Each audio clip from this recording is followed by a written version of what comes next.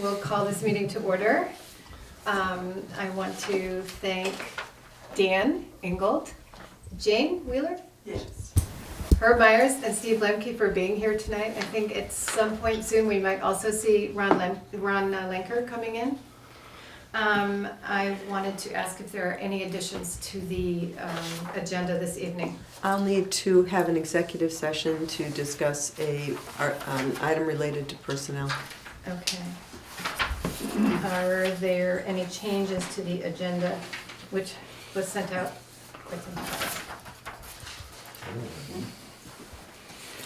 So the first thing on the agenda is the approval of the minutes of November 23rd, 2015. So moved. Is there a second? Second? Thank you. All in favor? Aye. Thank you. I'm just gonna-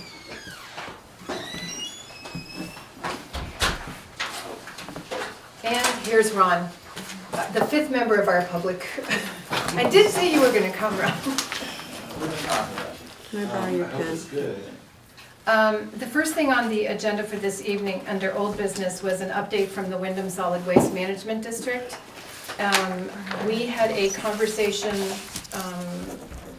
the last meeting, I think the 23rd, about the public hearing and about the proposed budget, which we looked at last week, and I think which everybody had copies of from Cheryl.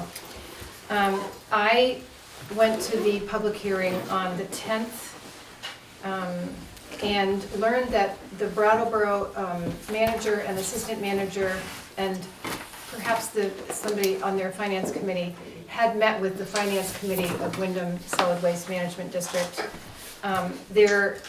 They have an extensive list of issues that they're concerned about, the budget similar to ours and more extended than that. So they worked for several hours, the two, Brattleboro and the Finance Committee, to come up with a proposal for dealing with the concerns. And the proposal was to create a small committee to consider fee for services and also any other options that may arise during the course of the next 6 months between January 1st and June 30th of 2016. They're going to collect data, they're going to analyze the data, and they will present options to the 20 towns that are in the Waste Management District.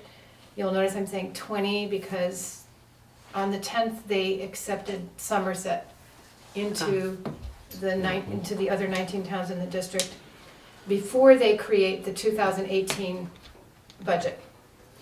In the meantime, Dummerston Select Board was represented, Guilford Select Board was represented, and Brattleboro Select Board was represented. And we all indicated that we were okay with the draft budget, relatively speaking. We were inclined to accept the proposed budget. The Solid Waste Management District has not yet voted on the budget, and they will not do so until the 14th of January.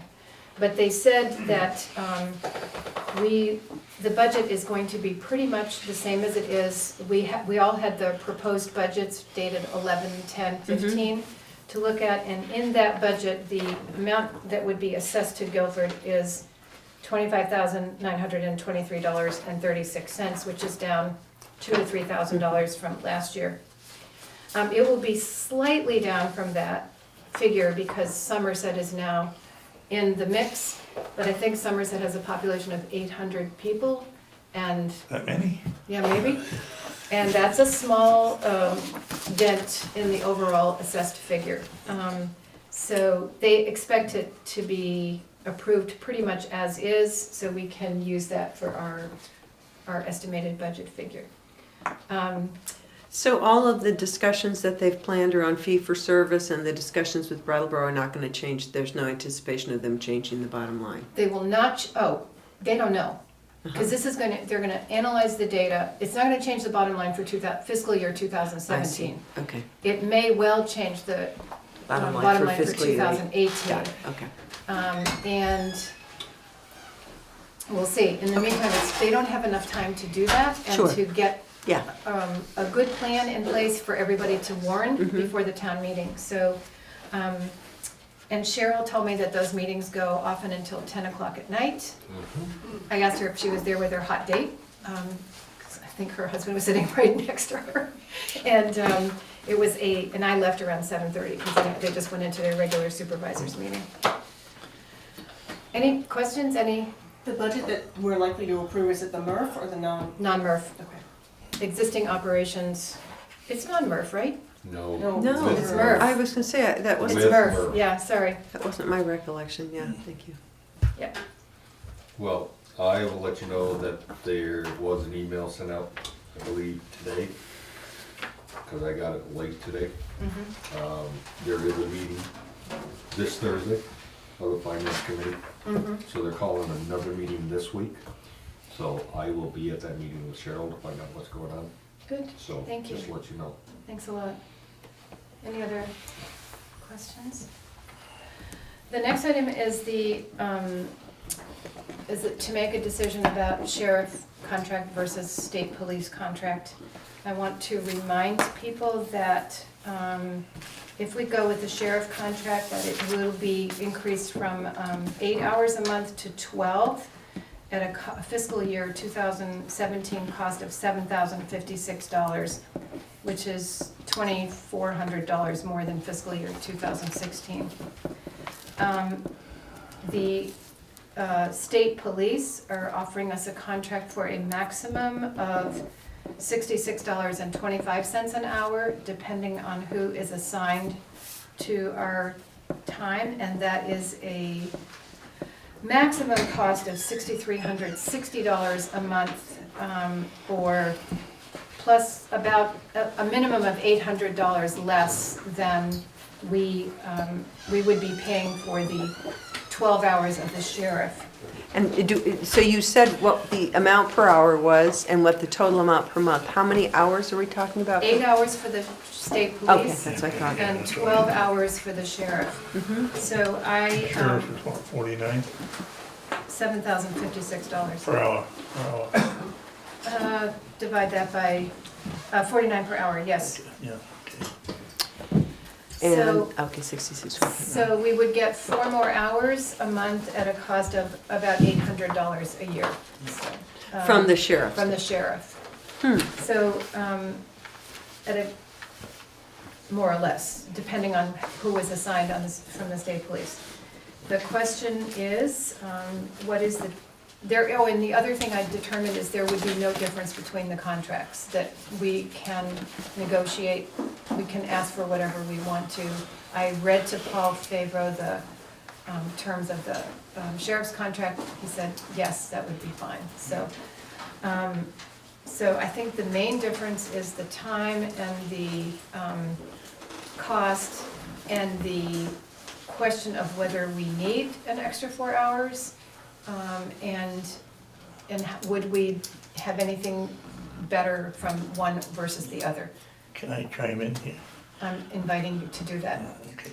There's no question in my mind that the state police are the primary law enforcement.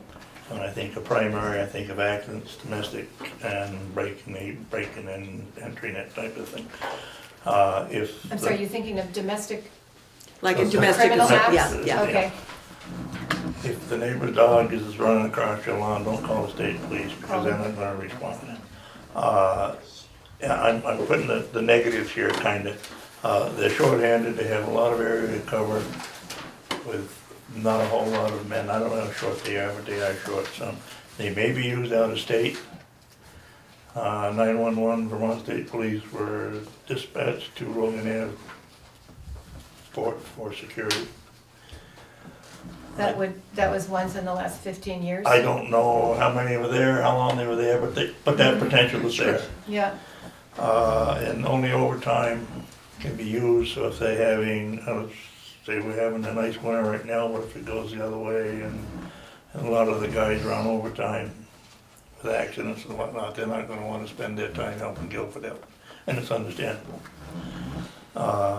In the sheriff department, on the other way of the sheriff department, the neighbor chasing the dog, that would be a sheriff department issue if it went beyond town. They can be scheduled closer. They work events, they work the fair, they work the 4th of July event. But that's not from the Independent of the town. contract? It's not, it's freebie. It's not out of the contract, it's freebie. It has been. And they know the town roads a lot better. Sadly, the state police don't have a lot of time to get out and climb around the back roads. So Can I ask you a question on the sheriff? You said it's free. Is it free to the town, but The charged to sheriff the department, the entities? sheriff department is paid to a certain extent by the state for primary personal transport and I believe courthouse duty. The rest of it, they have to get out and earn their own. So they've always been able to, respond. They spent a good deal of time down in Green River a few years ago on an issue down there that they could have charged us for, they didn't. Let me rephrase that, they tried to charge us for it and they wouldn't pay it there, and because it wasn't what we contracted for.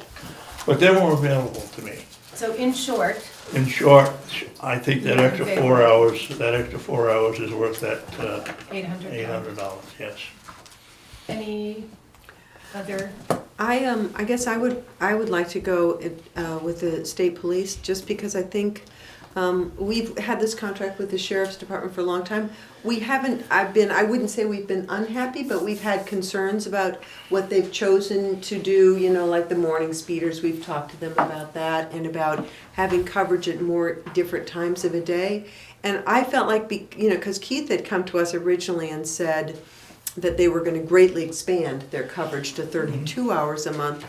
And part of me thought, well, this would be an opportunity, if the state police were willing to do less, to have a comparison. And I think, the state police are, as you said, they're the go-to people for the big ticket items. And so I would be in favor of using the state police for the understanding that it's 4 less hours and it's more per dollar. But I think there's it would be a good chance if we even just tried it for a year to do a comparison, to try it out. So that would be where I would fall on that issue.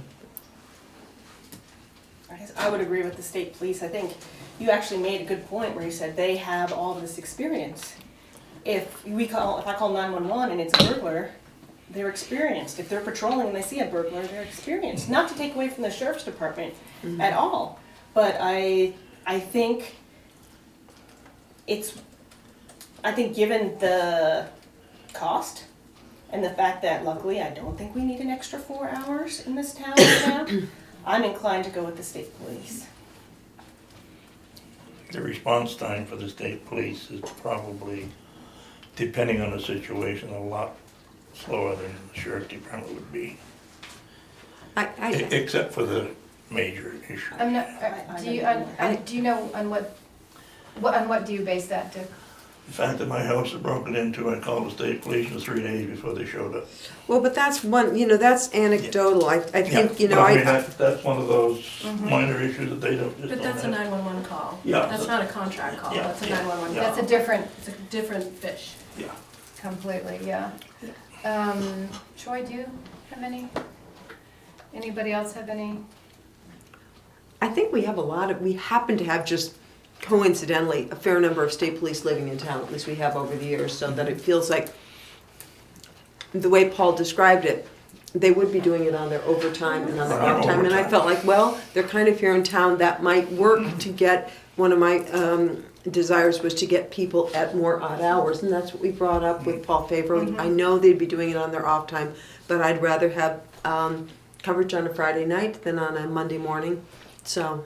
And they're also going to be local. When whoever the representative from the state police was here, I asked, they're going to be from the local barracks. So I'm not overly concerned that they wouldn't be familiar with our area. Yeah, the local barracks is gonna be moving with. They are gonna They move, are. but they also said, Dick, just on your point about numbers, that they're hiring a lot more people as of July 1st. So I think we're not worried about numbers or the response time. Is there a motion to enter into an agreement with one or the other? I'll make a motion, and maybe we'll have 2 motions on the floor, I don't know how that works. No, I haven't made one yet. Yeah, I'll make a motion to contract with the state police for FY17 from July of 2016 to July of 2017. It feels like it would be an opportunity to do a little comparison, and you know, I don't think it locks us in forever, but that's my motion, just to contract with the state police by the terms that you spelled out earlier for fiscal year 2017. Is there a second? Second. Any more discussion? All in favor? Aye. 2. Opposed? Aye.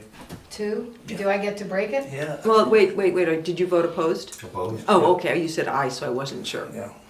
Okay. So you not only get to break it, you have to break it. I vote for the state police. So we'll lock that into our budget, I guess. So 3 in favor, 2 opposed. Right. Right. The next thing on the agenda is new business. Steve Lembke on the floodplain draft. Steve, thank you so much for plugging away at this. I noticed in the minutes that it's been since summer, at Right. least. We've all seen Steve's plan. It's been sent out twice, but there are extra copies on the table down there if anybody needs. And Steve has asked the select board for suggestions, guidelines, and comments. Right, by way of history, after being appointed floodplain administrator, I did some training individually and collectively with the Wendy Regional Group, came back, talked to all of you. Sheila expressed some interest in having a sort of a general plan. I took the liberty of making a year-long plan. It's like one of those 12-step programs. It's gonna get you into something no matter what it is. Anyway, the bottom line, there's 15 steps here. Some are more immediate than others. Whether you do all of these things or none of these, you can't do none of these things. You don't have to do all of these things, but you cannot be part of the National Flood Insurance Program and do none of them. So the first 2 things that I think are most important is that I continue to do the training unless you say no. And then secondly, that I have some contact. At the time all this started, there wasn't a town administrator at that point. So I don't know if my primary contact as floodplain administrator would be with Katie as the town administrator or one or more people of the board. It doesn't really matter, but I think I should have somebody that I could send the primary correspondence to say, hey, this is happening or not happening. So you'll see that they go from immediate ongoing to short-term within 30 days. Most of the ones in the short term within 30 days are things the town has to do. We have to inventory what we have. We have some forms that are missing. We have to designate 3 inches of a file cabinet to put in all of our permitting process. So some of them are really basic. But then after that, I think working with Ron on the emergency side of things, the 90 days brings Wyndham Regional back into it a little bit at their request. Then talking with realtors, lenders, and doing some community outreach so people know what it means if you want to build something in a floodplain. And then it goes on within the 1 year side, having further discussions with FEMA because FEMA is changing things and updating a lot of mapping. I think exploring the river corridor requirements and any bylaws that the town may want to do. I think Ron is interested in that because of the IRFA funding. In order to get the other 5% of, I think is that right, Ron? IRFA? 5% of the IRFA, you have to do the river corridor thing too. A functional plan for community outreach, that's working with the planning commission as well. And I also think that potentially running a possible flood hazard situation, just not like a big simulation or something, but just saying if something were to happen, what would be the outcome of this? Not so much of who's going to put the raincoat on, but how are we going to get the funding? What are the steps? How fast does the funding come in? Is there really funding when you think there is funding or not? How much would the town expect? Because I think that's in fairness to the constituency. And I think ultimately developing an emergency flood hazard manual for all of us would probably be a good idea. So some or all of that is at your pleasure. So are we ready to adopt this plan after we take questions? Is this the action that we're looking for? Yeah. So are there questions or comments on Ron's work so far? Steve's work. Steve's work. I'm Nice sorry, try, Ron. Steve, I'm really sorry. I really liked the way that it was laid out in Yes. terms of immediate, short-term, midterm, and long-term. I thought that was really helpful. I think it's very clear, very concise, and I would move to adopt it. And it is a work in progress. So Right. none of these things, you're not gonna see me in a year and say all these things were done. You know, contrary to what you may have wanted to do. Each one of these would be brought forth and dealt with, so. I think the fact that we've been lucky with not having a floodplain administrator, now that we have one, that he's grabbed the ball and, You're trying to say your luck just ran out? yeah, yeah. So, yeah, I think it's, Any other? No, I think it's reasonable, I think it's well thought out, and it gets us, especially within the 30 days, to the things we actually are required to do, Right. which I think is the most important. Does that mean you want to second my motion? Yeah, Sure. long answer. I agree with everybody. I really appreciate the way this is laid out. I think if you come up with a plan for communicating effectively with the community, everybody else would like to know about it. Because it's been a challenge with the Planning Commission.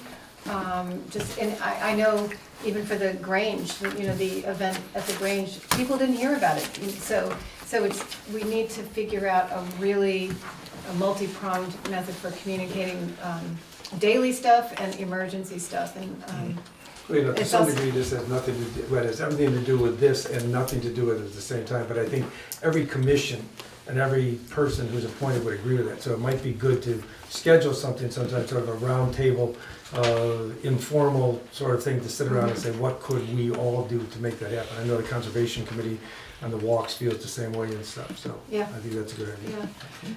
Yeah, I also think that it's been a priority for us to get to become eligible for the remaining 5% of the grants, and the work that you're doing towards that is much appreciated. The emergency flood hazard manual, would that be something that is covered under the Institute Command, ICS, Ron, Institute Command Support System? Would it be? Mine Is was there- more preventative than it is, you know, it's Response. raining, let's do this. So in other words, More, it's what do we have to do to, you know, to deal with the whole area of floodplain, flood hazard areas. you made him. Those are technical terms as well as emotional terms. Okay. So what happens is that it's not a manual of what to do between 8:30 and 9, but it's a manual of what to do, you know, generally about floodplain mitigation problems, what to do when there's a issue, you know. So if somebody's away, you can look at it and say, somebody wants to have a permit, what are the 4 steps that need to be done with a permit? Then once the permit is done, who has to follow through on it? You know, so it's really, so it's one-stop shopping for somebody to go and look at. It's about managing development in the flood. Correct. yeah. Right. To pretty much. supplement Plus, it. and then what Yeah. happens after a flood. Exactly. So I think if it doesn't have to be this high off the floor, but it should be something that people can refer to. So when we take a vote on this, if we accept it, does it make sense to have Katie be the contact person for this? Well, that's what's written in the plan, and I think it does make sense, so it's nothing needed to be amended. It just, it talks about meet with town administrator. Actually, maybe you weren't talking about that. I didn't know, He's I didn't talking know, about designate one select board As a member contact to be I didn't know what person. the process was. Yeah, I don't if care. It wasn't process, so. I'm gonna say I'd appreciate if it was Katie. Yeah. So, is there any more discussion, any questions on this? All in favor of Ann's motion that we adopt Steve's plan? Aye. And I think it just passed. Thanks. Thank you so much, Steve. Thank you. Thank you. The next new item is the coordinated mapping project proposal. We all got an email that indicates that this is a, you want to talk about this or? Sure, I got a phone call from the Wyndham Regional Commission that they were going to be doing a coordinated mapping project between the Agency of Natural Resources and Department of Emergency Management and Homeland Security, where they were picking 2 towns in their service area that they would pull together some data and lay it onto a map. And they picked Guilford and Halifax as 2 towns to work with, and asked if we would be willing and wanted to participate. And I had have given a tentative yes upon a decision of this board. Steve, you'll be interested Yes. to know that did you get an email from Katie on this so that it includes the identifying existing river corridor plans and projects and? And I just, so you, actually, I can look right at Steve and also see Ron at the same time, you don't even need to move. I posted the river corridor plan on the website. It's just because it wasn't on there, and that's a document that was on Wyndham Regional Commissions, and I know that it was, the study was conducted, so I posted that on there. So. It's my understanding that what she's working on is that river corridor, will be that river corridor thing that gets us that 5% from the email that I had with her. Alyssa Sabeto? Yeah. But that's a different discussion than this. This is a Yeah. visual overview of the project. This is just a mapping Right. project that takes those tools and data and lays it into, I don't know if anybody's ever gone to the Agency of Natural Resources website where they have the atlas and you can do base layers that you put on there, and this would be probably one of those. That's what the idea, I think. So their purpose in doing this is really to sort of try it out with two towns Yeah. as overlay, so they just chose this, okay. So it seems like a benefit only to us, yeah, And I okay. don't want to speak directly for Alyssa, but she's been very helpful across the board and appreciates the help and the responsiveness that she's getting from Guilford and Halifax. So selecting us to do this is something that they want to do if they can get cooperation from the town. You know, to pick a town that's not going to be responsive would be ridiculous. So I think they see what Ron's doing, what I'm doing, what all of you are doing. It makes good sense to get on their list. So is a motion required here? Yes, I think so. So it would be, I would make a motion that we as a select board accept the proposal for coordinated mapping between Guilford and Halifax as done by the Wyndham Regional Commission and the Agency of Natural Resources. All in favor? Aye. Thank you. Next is Dan Ingold, Act 250 application for the Sportsmen's Sure. Inc. So I've supplied some information before, but actually specifically for the select board. So Sportsmen's Inc., I've seen this. for those of you who know about it, it's on Creamery Road by the Brattleboro town line. It's about 47 acres. It's been around for pushing 50 years now. So it's a sporting club. It has a trap range, a pond, an archery range, and a rifle range, and a pistol range. It actually predates Act 250, and I have not had a problem relative to any permits. However, an issue came up last year relative to a berm that was increased in the rifle range, and you've got all documentation about that. And it turns out one of the side effects of raising that berm, which is a safety issue, is it reflected an echo of noise to people on the other side of Creamery Road. So they raised the issue. They went to the Act 250 coordinator. She reviewed all the information, got together with a lot of people from Sportsmen, got the history together, where when the buildings went together, and all the different permits we did get. She did come with a determination that we should actually have an Act 250 application together for new buildings and new improvements. The coordinator is April Hensel up in Springfield. I've met with her now a few times going over the project. She's been, I have to say, more than helpful. Basically what we're looking to do is the Act 250 application in two parts. One for all the existing buildings and get them into, not compliance, but actually get them through the Act 250 permit process.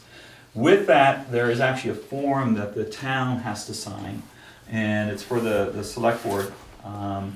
And what it is, relative to Sportsmen's, are they having any sort of municipal burden that they're adding to the town? Whether it's for waste collection or police. So there's a whole checklist there. But looking for, that relative to select board, because I need that for the Act 250 application.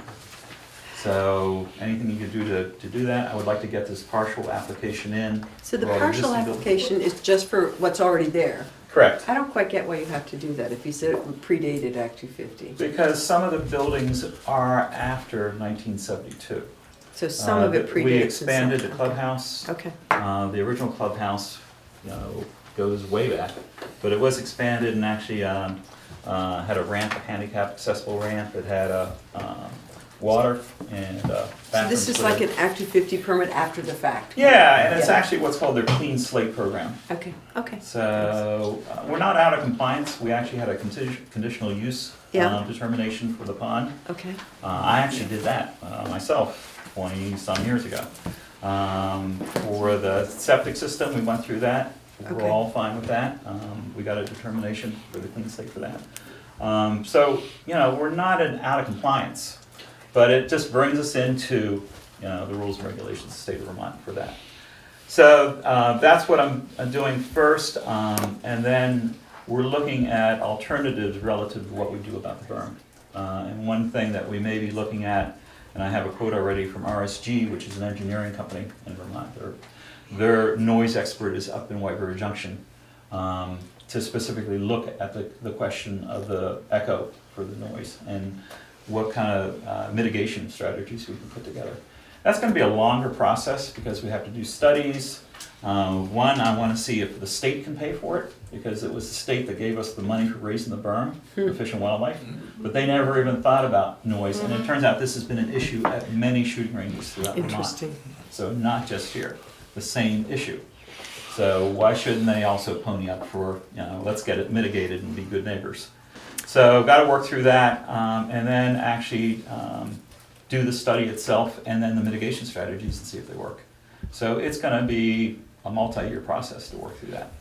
So wanted to separate them out. April Hensel was very good about that. So, but I'd like to get this done by the closeout of this year. So you want to walk out of here with a signed document? Correct. Are there any questions? I have a few, but I wanted to find out if other people have questions. I mean, it just seems like this is just for the town to fill out for informational purposes for the state. And Right, they want to know, is this an undue burden? And if it is, how are we going to mitigate it? We're not a party to it in any way here. No, No. no, not at all. So, permit me, That's okay. there's Get a few it? questions, Permit me? having gone through the application. Criterion 1E streams, Mhm. C, it says the conditional use determination was dated at 1989. That's for the stream alteration permit. Does it ever need to be updated, or? No, I actually, so 89, so what's 25 years ago? There was an existing beaver dam there, and actually that's what told us that was a great place for a pond. And so it was better to do an engineered structure there, where that if we did have flooding, there's actually a swale. If you've ever seen the dam, it actually has a swale to the side, so if ever gets to a point, it actually has a sort of release valve. But, relative to the height of it, nothing was changed. We don't have any updates with that. They've been fine with that. Okay. And because we're less than 500,000 cubic feet in size for that pond, there's actually no permits needed like you need for Sweet Pond. Interesting. The water supply issue, it's a private well, and that's still fine, you don't need public water over there? That's correct. Okay. How many? Do you currently have 36 vehicles, space for 36 vehicles to park, or are you adding to the parking? No, it's currently set up that way. And then, so, it's just and so the traffic is about the same, it's not changing from somewhere between 4 and 40 per day? Yeah, it's actually, we don't barely see that. When we have events, Yeah, it's you more, might yeah. have that. When you, but typically, I don't know, or what would you say? 2 or 3 vehicles at most a day. Yeah. Yeah, and actually the membership of the club, it's interesting, going back to the late 60s, they were up to 470 members in that range, and we're at about 230 at this point. And that's pretty steady, about 230. There's no page numbers on here. Under scenic beauty, historic sites, and natural areas. It says, is your project located on land that contains or is likely to contain a prehistoric Native American archaeological site? And just neither, it's not answered. No, yes, no, no. And that's because I'm dealing with Scott Dillon, who's the state archaeologist Uh-huh. with SHPO, State Historic Preservation Office. So I've sent him the information. I don't think we're going to find anything, but I work with him on a regular basis. So that's why. Okay, and I'm sorry, you said the membership is now about 230? Yeah, about Yeah. 2:30 is what we're Roughly, doing. it varies a little bit, sometimes more, but usually less. Thank you. Nice. So, did somebody make a motion? No, we that didn't. signed We were this? waiting for your Any question. other, sorry, I'm finished. That's all right. So this is a municipal impact questionnaire. We need And it's just the a one page. motion I to, would like to make the motion that we have the board chair slide the Act 250 municipal impact questionnaire. Second. all in favor? Aye. Aye. That's a tough question, that Indian one, they're all over the place, Yeah, I but know. we got it. Well, for the solar projects, I've Yeah, dealt yeah. with that, faced with that a couple times now. Thank you, Dan. All right, thank you. And I owe you a response on solar, but after Christmas probably. All right, and actually, I'll give an update probably in the Okay. next couple meetings about Oh, solar great. projects. Oh, good. Dan, do you want the original, or can I scan it and email it to you? You can scan it. And that'll work. All right. Do you want to be on the 28th, the agenda on the 28th? Or Yes. do you want a January? Because, Okay, put me in January, the first one in January. Because there'll be some updates. They're starting actually construction. I can give some updates then. Oh, that'd be- okay, So what's that one, January? whatever the first one in January. I'll find it.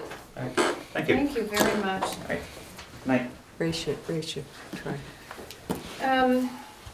Ron Lenker, Vermont January Yankee 11th. Sirens, I is won. offering to sell, the Vermont Yankee is offering to sell our sirens to the town. Their sirens to the town. They need to know this, they want an answer for tomorrow. But anyway, I spoke with Right. Mike, and there's a cost to maintaining those between, I think it's like $250 to $500 and some annually to have them maintained. The entire town doesn't get benefit from them, because you can't hear them throughout the town, especially get over toward Green River and that area. Can you hear the sirens go off when they do their test?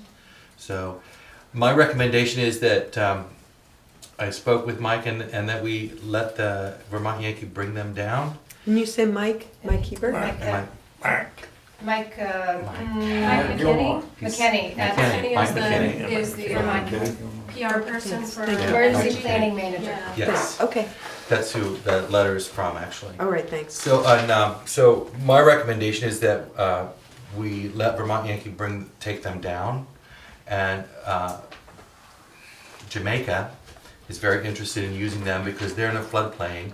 Their elementary school, I think, is like just a few minutes away from the Townsend Dam. If the dam goes, Oh. their kids in school. Ball Mountain Dam. Yeah, that one. Ball Mountain Dam. Ball Mountain. And so they're interested in having them, and I suggest that we I spoke with Mike, and he said that he can get them down. He felt relatively sure that we can get them down, that he can get them down, and that we can give them to Jamaica. And that's what I recommend that we do with them, because then we don't have to maintain them. It's not as if everyone in the town can hear them. So that's what my recommendation is to them. Are And there, s- sorry. So really, in a sense, the alert system is the phone alert system. Did you get my message that I tried to I send? for- did. And we'll talk about that We'll later. discuss that later. Okay. So the thing is Vermont Alert's going to be going to be what we're going to be using for a notification in emergency situations. And the rinse is going to go away. The sirens, half the town or more couldn't hear them. I can see no reason to keep them. Are there any other, do you know if there are other devices on these poles besides the sirens? There may be here at the town garage, but to my knowledge, the other two have nothing. So they would only take the sirens off the poles and leave the poles? That's my understanding. The repeater may go on the one up by the house. Up by you? Yeah, That may be, I don't know. yeah, we talked So I about that. wonder, I didn't see anything in the communication about that. Does it make a difference? Does anybody know if there's something else on the poles, if it makes a difference? The only thing that's on the pole up by the school is the siren and the meter box, the Yeah, actual yeah. power. Yeah, I don't think there's. Yours Not on ours, No. not on up there. No. So when you say up there, you're talking about the School. one that's also by the highway, that the highway uses, that's up near, isn't there one up near the highway? No, the repeater's up there. The repeater. Oh, okay, all right. Mine, So The there's two siren's right separate outside poles. the gymnasium. okay. There's 4 poles in town, right? So do the poles come down as well? I'm getting the sense that they do not, or do they? They, Yeah, I can't- I think they can stay.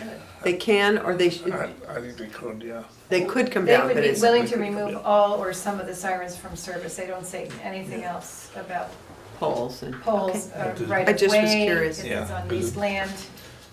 Been discussion with Mark and, the radio guy that putting the repeater up on that one up by the hill would make the communication to the town pretty much better. There's a lot of dead spots. Okay, so leaving the poles would make I sense. would leave the pole, Okay. yeah. Yeah, whatever. So it seems to me that one issue is the sirens, and then there may be an issue with getting the sirens to Jamaica. And there, Katie, are you suggesting that there might be an issue with right-of-way or leased lands that we might No. have to ask about afterwards? I didn't know if there were agreements that VY had with, for example, Dick. I know there's a siren on his property. I don't know if VY had entered into an agreement with Dick and gotten a right of way across his property, so there's a recorded So do you easement think for you might that. want to, you might want to get rid of it?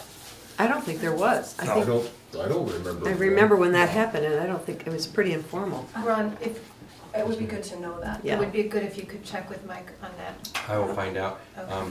He wants his information back tomorrow, so I'll do Yeah. that first So thing you want a tomorrow. motion to donate our sirens to the town of Jamaica, Jamaica. or just give them back to VY and they, is there, I'd like a Yeah. motion to. Well, wow, that'd be great if VY took all the headache out of it, wouldn't it? I don't know, but I just know that they're interested in them. I think it would be good to know if when they say removing the sirens, they mean the pole and the siren. I'll find out. but he wants to know by tomorrow. And can, right. But that's Oh, okay, my. we can make a motion to not accept the contract and to accept Vermont Yankees' offer to remove the sirens from service. I see. Well, it would be picking an option within that contract. There's 3 options presented. One is to get rid of them altogether, one is to keep them all together, and then the third one is to decide a matchup of what you want and don't want in there. So it would be picking whichever option you want. So the first is NV will donate all sirens identified above to the town, and okay, that's not what we want. Right. NV will disable and remove all sirens identified above from service within 60 days after the PDEP becomes effective. And then they could, in a sense, not to They Jamaica. could, or we could work with Jamaica. And I spoke with Mike when we were there the other night, Yeah. and he said that he felt quite confident he could make whatever we wanted work. Yes, I remember that he did that. So I think the motion, what I would like is a motion for NV to disable and remove all sirens identified above. That's 3, 1 at the Guilford Center School, 1 on Stage Road, and 1 at the Sportsmen's Club. Within 60 calendar days after the PDEP, Vermont Yankee Permanently Defueled Emergency Plan becomes effective. So moved. Are you seconding? Second. Second. Thank you. All in favor? So that's just removing the sirens and Just the leaving the sirens, poles. yeah. I'm pretty sure that when they put I that think up. it's ambiguous, but I'm fine with Yeah, that. I think yeah. we can take it on a case-by-case basis. It sounds like you want to leave the pole there, and I- they were talking about the I sirens, so. think that was the deal they made with Mark. the Yeah. Yeah, as far as Yeah. I'm concerned, they could leave that one up there too, Yeah, but yeah. I Yeah. mean, that's up for the school board to make the Sure. determination. Yeah. All in favor? Aye. Any opposed? Everybody said yes, right? Yep. Yes, thank you. Ron, since you're standing up, do you have something else you want to report on? I just wanted to say thank you for the opportunity to be the intermittent administrator. I learned a great deal. Got dismayed a little bit once in a while, but it was a great experience for me. I got to Could you meet. wait 1 minute, please? I got to meet so many of you guys and get to know you, and even people in the town that I just really never knew or had interactions with. I do have some recommendations. I got a little letter for each of you to share, and as far as getting things a little more up to snuff. It's a long, slow process, I understand that, to bring systems online, especially in a small town with limited budgets. So, but these are all, if you want to just take one and pass it around, all things that I think need to be addressed. They don't necessarily have to be addressed today or tomorrow, but things that in the long run probably need to be addressed. Most of them have to do with IT stuff, and I base those opinions based on my experience from that. But I just wanted to say thank you for the opportunity. It was It was amazing, just amazing. You need some snow up there in the mountain now, right? We do need snow, but I've been skiing the last 2 weekends. Have so you? it's good. Well, can I just make a comment? I think maybe a few of us have Yeah. comments to make. This is a person who has stepped in, whether it's driving kids around Green River or Didn't work. stepping into this situation, but your willingness to step in and help the town out in any number of situations in such a flexible way has been really deeply appreciated. It's been really, you're wonderful. Thank you for being here in town. I felt enormously supported having Ron in this position in the last few months. And it's been a great pleasure to get to know you and to work with you. I'm not talking about in the attic, but Remember, what happened up there stays there. yeah. This is a family show, people. I also would like to say that when Ron and I both went to the Vermont Yankee Emergency Planning Zone meeting, they had a year-end wrap-up last Tuesday night at the Governor Hunt House. And what? And once again, Guilford was singled out as being the proactive town vis-a-vis emergency planning and preparedness. And Yeah. only Guilford. And that's why I wanted you to stay here, because I wanted you to hear that and to also express our appreciation for all that you did to get us there and for Ron's carrying it forward. And so I think on behalf of the town, you all get a big thank you. Do we get to applaud now? We can. Thank you. Thank you. There were a couple things. Do you want me to talk about a couple things that came up at that planning? Oh, that would be great if you want to. So,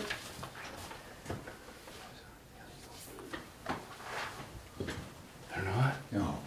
Okay, we'll talk tomorrow.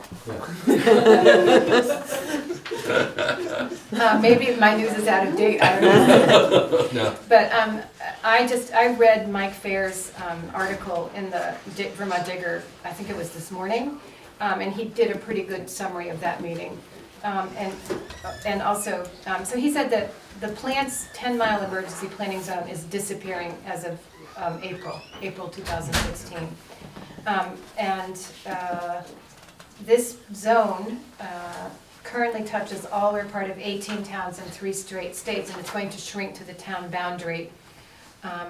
One of Ron's, to the plant boundary. Plant boundary, yeah. One of Ron's concerns has been that there's going to be spent nuclear fuel in the pools, in the reactor building, and not all of that will be in dry cask storage until 2020. So they have what's called safe store in process from 2016 to 2020. There was discussion that evening about the fact that it would take 10 hours to get up to 900 degrees Celsius, right? If all the something- water was drained If out all of the the pool. water was drained out. And they, the officials at this meeting responded that there are redundant systems, both for water and for emergency responses. So they are pretty confident that we are not in a situation of danger at this point. Did you want to add anything to that, Ron? They haven't convinced me. Right. Are they doing away with the 10 mile completely, or? That will be gone, effective either the 15th or April 15th. So the 19th. 5 mile thing is out of the, Yeah, April that's, 15th, right? it's, well, the 15th or the 19th. But there's been an independent, people have done calculations on when the radioactivity will have decayed to the point where it falls below that 10-hour point. And that's the point that Vermont, even though the Nuclear Regulatory Commission said they could do it, they want to introduce waiting until then, because that's when they feel that it's safe to do that. So I will breathe a lot easier when it's all in the dry cask. So that was one of my interesting meetings last week. Yeah. Yeah, that's kind of cool. Ron, thank you so Thank you. much. again. Thanks, Ron. Library budget. So you're not Kathy Loken. No, I am not. Bridget was asking the treasurer of the Guilford Free Library. It's a pleasure to be here. Thank you, Richard. And we have our FY 2017 budget. which Is I'll that go different over. from this one that I says think draft? it is, yes. I have a copy with me. Is it, Yes, it's different. did it change tonight? Yes. Oh, I'll take another one. So this is basically a budget that is Yes, I see. fairly flat. And there's a couple of things I'd like to point out to you where the library is requesting an appropriation of $30,000 from the library. From the town? From the town, which is an increase over last year's by $1,000. And I'd also like to point out that if you look at the first 4 items, the book sale, the donations, fundraising activity, and fundraising letter on the income lines, that you'll see that the trustees have committed to raising $14,000 in contributions and philanthropy generally. So we've really taken an aggressive approach to fundraising in the coming year. We've always had an aggressive approach, but we're really pushing ourselves this year. And that $14,000, I would point out, is 1/3 of what the annual budget is. So I think that's pretty good numbers. The increase basically represents a salary increase for the librarian of $1 an hour and a 3% increase for the assistant librarian.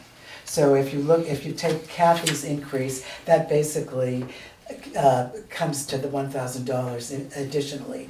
And our plan as trustees, our succession plan, is to increase Kathy's salary $1 an hour over 5 years to bring the salary up to $18 an hour, so that we can hire somebody when she's gone. So that's part of our succession planning. We think that that's a reasonable salary to have as a goal to get to. But otherwise, the other increased expense would be the $2,200 in the computer expense line, and Kathy believes that we need to probably replace at least 1 computer in the library over the next year. You said increase Kathy's salary $1 per hour, and assistant, how much? 3%. 3%, thanks, okay. You had $10,000 in Right, we took that out equipment and because that is money that was coming from the building fund that we have, or the interior building fund that we've had, which has been a savings that Kathy has been able to save over more than a 10-year period from the philanthropy, the contributions that we've received. So every year, there's been a certain, I don't want to use the word surplus, but I guess I will, so we've had extra money, and instead of spending it out on the contributions and donation side, we've stored it away in the hope that we would be able to renovate the interior of the library at some point, and that time has come. It also represents, so we figured that is not really part of the annual operating expense.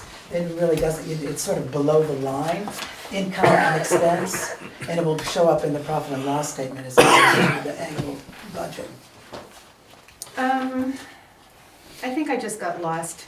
It does show up as a $10,000 expense here, equipment and furniture. And you have And it showed up as transfer from the building fund, right, and we thought that $15,000. because it was a transfer from savings, that it's not it shouldn't be in operations. And so both the expense and that income of $15,000 that comes from savings, and the expense that's going to be spent on the interior renovation of the library is a wash, and it doesn't belong in on the annual operating budget. It's almost like a capital budget. Yeah. Yes, Yeah. right.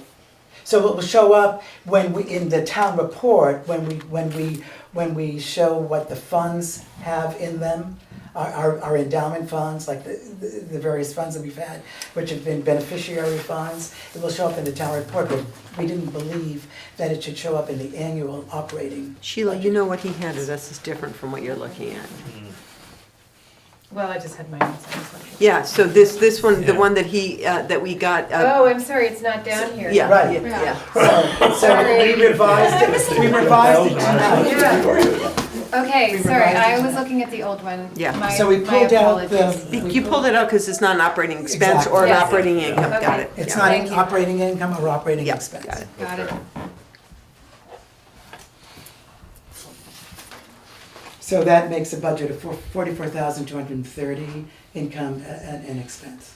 And much like the library, the fire department's budget, this is one that the voters respond to, correct? This isn't our budget per se? Yeah. That's right. It's part of the budget, but it's pulled out as a separate article. to be voted Right, on. yeah. Okay. So it's a net increase of $1,000 over last year. Correct. So.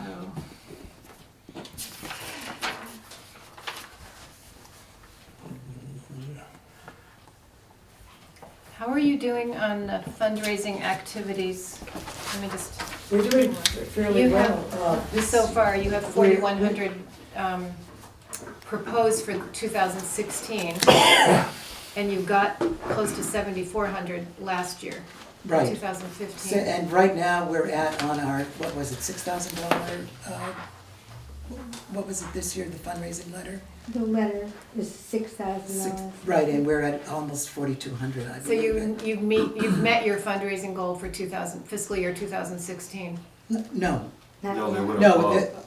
we're, on the fundraising letter, we're at 4,200 on a $6,000 goal. Okay, there you go. And so, and we're ahead of where we were last year at this time. So we think that we're pretty sure, we're confident that we're going to make the fundraising letter go.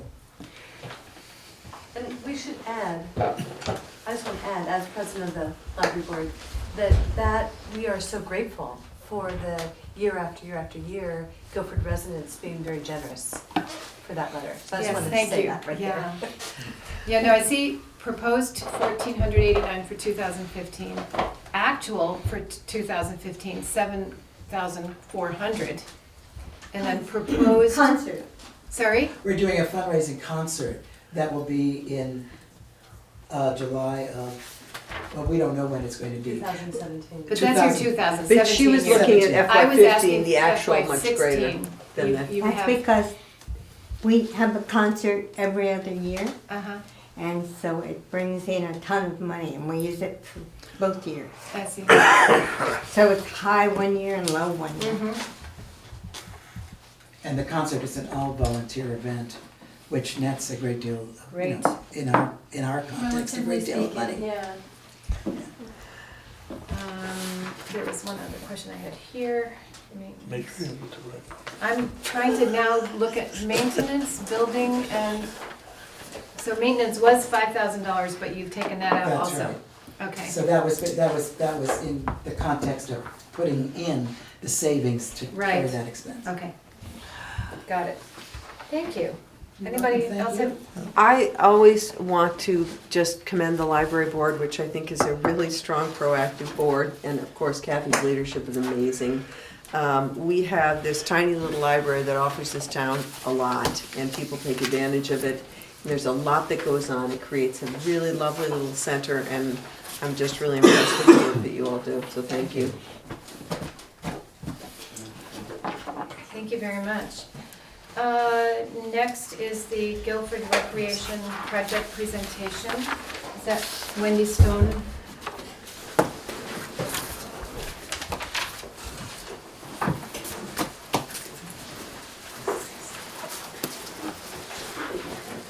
Hello. Hi.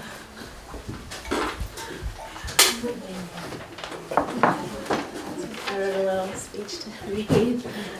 Thank you to the select Do you board want to for. take 1 second, Wendy, and wait till people walk out of here? It's noisy transition. They should be interested in what you're talking about. Thank you, Kathy. Thank you. Bye. Okay. Just want to say thank you to the select board for adding us to your agenda tonight and considering our topic.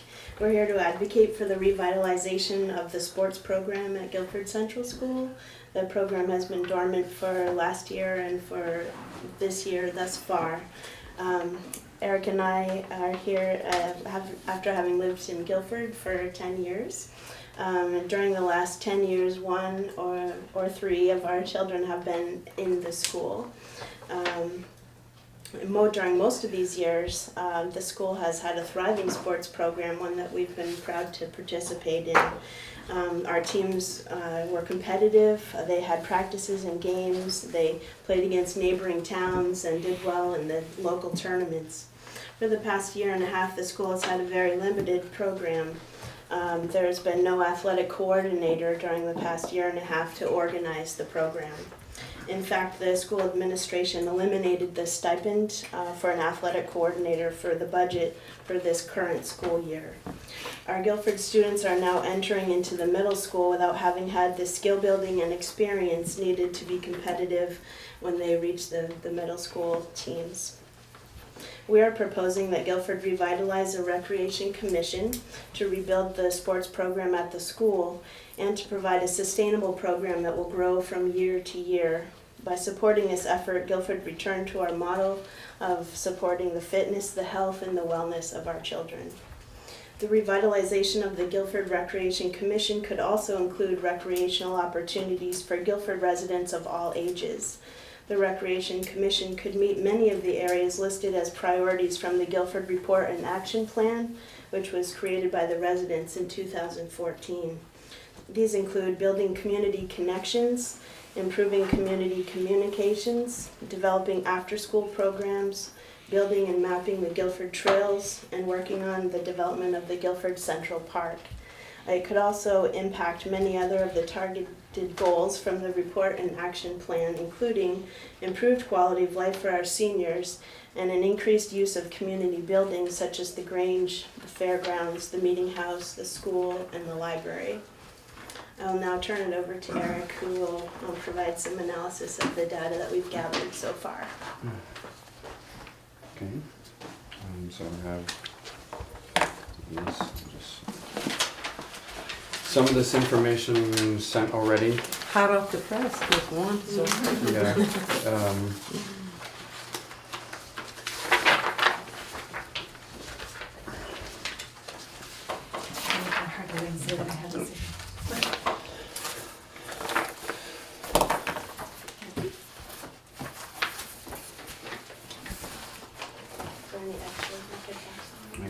Yeah, there are some extra.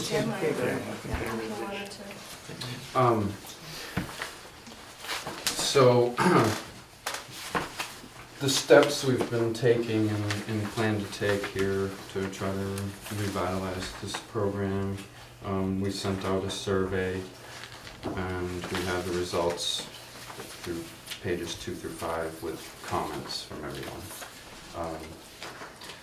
We gathered details from our neighboring towns, Putney, Dummerston, and Vernon, because they're similar size and because they're also bedroom communities of Brattleboro.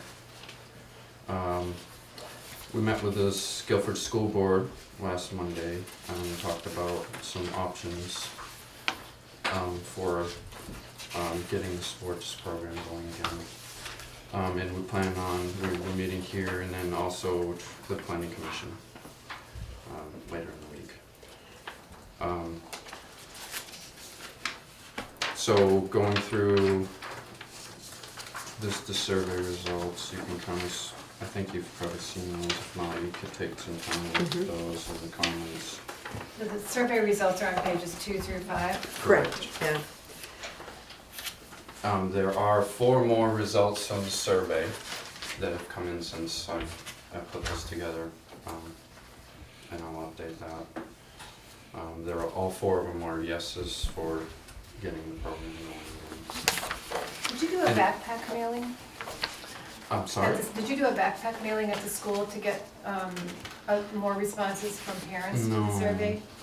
I didn't. I don't know what that means exactly. Oh, you mean put it in like the folders? Yeah. I know, isn't there like every week there's... The thing I was trying to do was just keep online. it like secure as far as like one vote for everybody, and I wasn't sure how to go about that process. And yeah, it is only online. If people want to sign their name to it, to survey, I suppose then that would. But they could. Sorry, go ahead.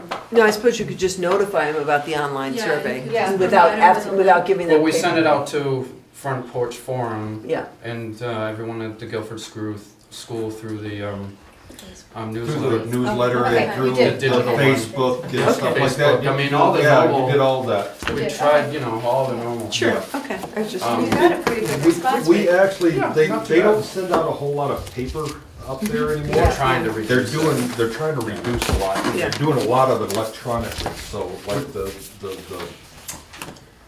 the weekly newsletter and stuff like that goes out online and stuff like that, so. Which simplifies things like the survey. Yes, it Because there's does. a link right in there. Right, there's a that link, takes them yeah. right to it. Right. So, And also, I mean, I thought it was a great response considering it was put out in a very short period of time. Yeah. Mhm. And you didn't have a reminder on Front Porch Forum, because I know I had to go back and look for it. Yeah, I think it went out and then, you know, Eric and Wendy did such a great job of following up with Yeah. the school board, so they did it in a really short period of time. Right, no, I was pretty impressed with the. Yeah, I the guess survey they and say 10% if you get 10%. It's very good. Yeah, so we doubled Yeah, that no. above, so. So page 6, I'm just gonna skip to that, the models from neighboring towns. Oh, okay, good. Putney, number 1 there. Their recreation budget is $11,825. $4,100 is from fundraising, and the rest from the town budget. The town budget, not the school budget. Right. Okay. And Putney also has a pool, correct? They do have a pool, Okay. and I've noted that in the Okay. paperwork, separately. It's $24,500 for the pool. Oh, yeah, sorry. Yep. So the town pays for a rec coordinator, and they coordinate all for the 7th and 8th grades only. And then the pre-K through 6th grades is all done through the rec league, through fundraising and volunteers. And do they charge a fee? Is there service fees? I believe they do. Okay, That's one thing I don't know. just curious. Yeah. Dummerston, the K through 4 is funded through the town and the recreation board. They get $1,200. They serve the K through 4 and $15 per student per sport is what they're charging. And then they have an athletic director for the 5th through 8th grade. It's $10,500 per year plus $6,000 for funding the program. The total is $17,000. Most of that's from the school budget Yeah. in Dummerston, as you see there. So they have a recreation board, which seems like a good model. Vernon has a huge budget. They have athletic director and an assistant, and they also have after-school programs and preschools and day camps and but just try to simplify the comparison here. I've included just things that are relevant. $8,400 for programs, director and assistant director. The total recreation budget, $338,000. That's from the town, but the school offsets that by $154,000. So I think it's sort of like subcontracting or renting their sports from the rec. And then under here is our, a snapshot from our annual report showing the 2013-14 budget. I was a sports coordinator that year. I got my $2,000 stipend. The $70 it says under that's supposed to actually come out of the tournament fees. That was for it's actually in the wrong category. And you see what we spent for officials. I wanted to buy equipment, but I didn't know what direction people wanted to go with the sports program in general. But anyway, the money has been removed except for what you see there, the $1,500. $500 is probably too much for officials even. But anyway, we brought this information to the school. Next page 7 was our little proposal to the school board. our goals, resume the search for a sports coordinator for this year, revitalize the sports program to include 3 seasons K through 6, and a commitment to provide for sports that is sustainable and accountable for its continued success. This is kind of the meat and potatoes of the whole issue. We have tons of volunteers. I shouldn't say tons, but we have, our handful of volunteers to help coach, but, having this program continue after people leave the school, handing it off to someone else has been a tricky kind of, I don't know how else to really quantify that. It takes a lot to get your feet wet to kind of organize a sort of program. And then by the time your children are done at the school and you're looking to pass it off to someone and there's no one there. So looking for somebody that, can stick around, that can keep it sustainable, I guess is sort of the idea there. The options we proposed, one being to expand the phys ed teacher, was talked about to do the job of the sports for the K through 6. That's was talked about as a possible option, but unlikely. This is what, you talked about these options with the school. Last Monday, we were Okay. at the school board. Down at the bottom, you see the report. That's sort of the outcome of, I see. the 3 topics above that. Can I ask what the PE teacher is working currently, what She's percent? 60%. Thank you. She's, 3 days. So she could add an extra day, they were talking about potentially, and they could share the role at the school administration and phys ed teacher to fulfill the I don't understand the role administration of this, like the sports coordinator as well as PE. Yes. I get it, okay, thank you. So that was one option. That's second option was just putting more money on it for a sports coordinator because it's a really large job and that's why we're having trouble filling that position. It's a lot of responsibility for a lot of the young kids, so you see our proposal there, $9,000 per year. The school doesn't seem like they have much flexibility this year with their budget, with the consolidation that they're going through. They have a 1.3% cap on the budget increase. So, and that's not one that's, it's kind of mixed, half and half. People want a program, but not necessarily to hire somebody for that through the school.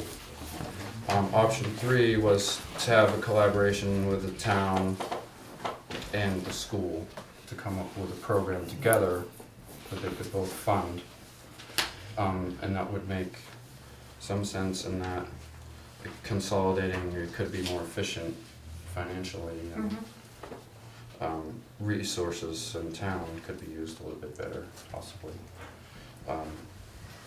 So this is where we're kind of feeling like the energy with the option number 3. I'm feeling like that might be the direction. They had asked us to come here and speak with you and then get back to the school board with the outcome. On page 8 is the proposal that I've sort of expanded on number 3, sort of to bring to here for this. Create a Guilford Rec Department with a recreation board. So the board, and I don't know the process for forming something like that. Well, it looks like Dummerston and Putney both have boards, right? Right. So that might ask them what model they use for that, I guess. Sure. They also, don't they have directors as well?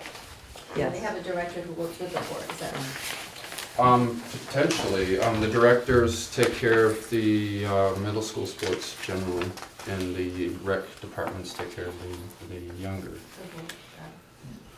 I just don't, can I add something? I mean, I think that a point to be made is that a lot of money is being spent by Guilford residents outside Guilford for sports and recreation. And so that there's an opportunity here to coordinate a program that actually brings money into the town. Because I think even the survey showed that thousands of dollars are being spent by residents in outside. Yeah, in fees. And so people are certainly willing to pay for recreational services.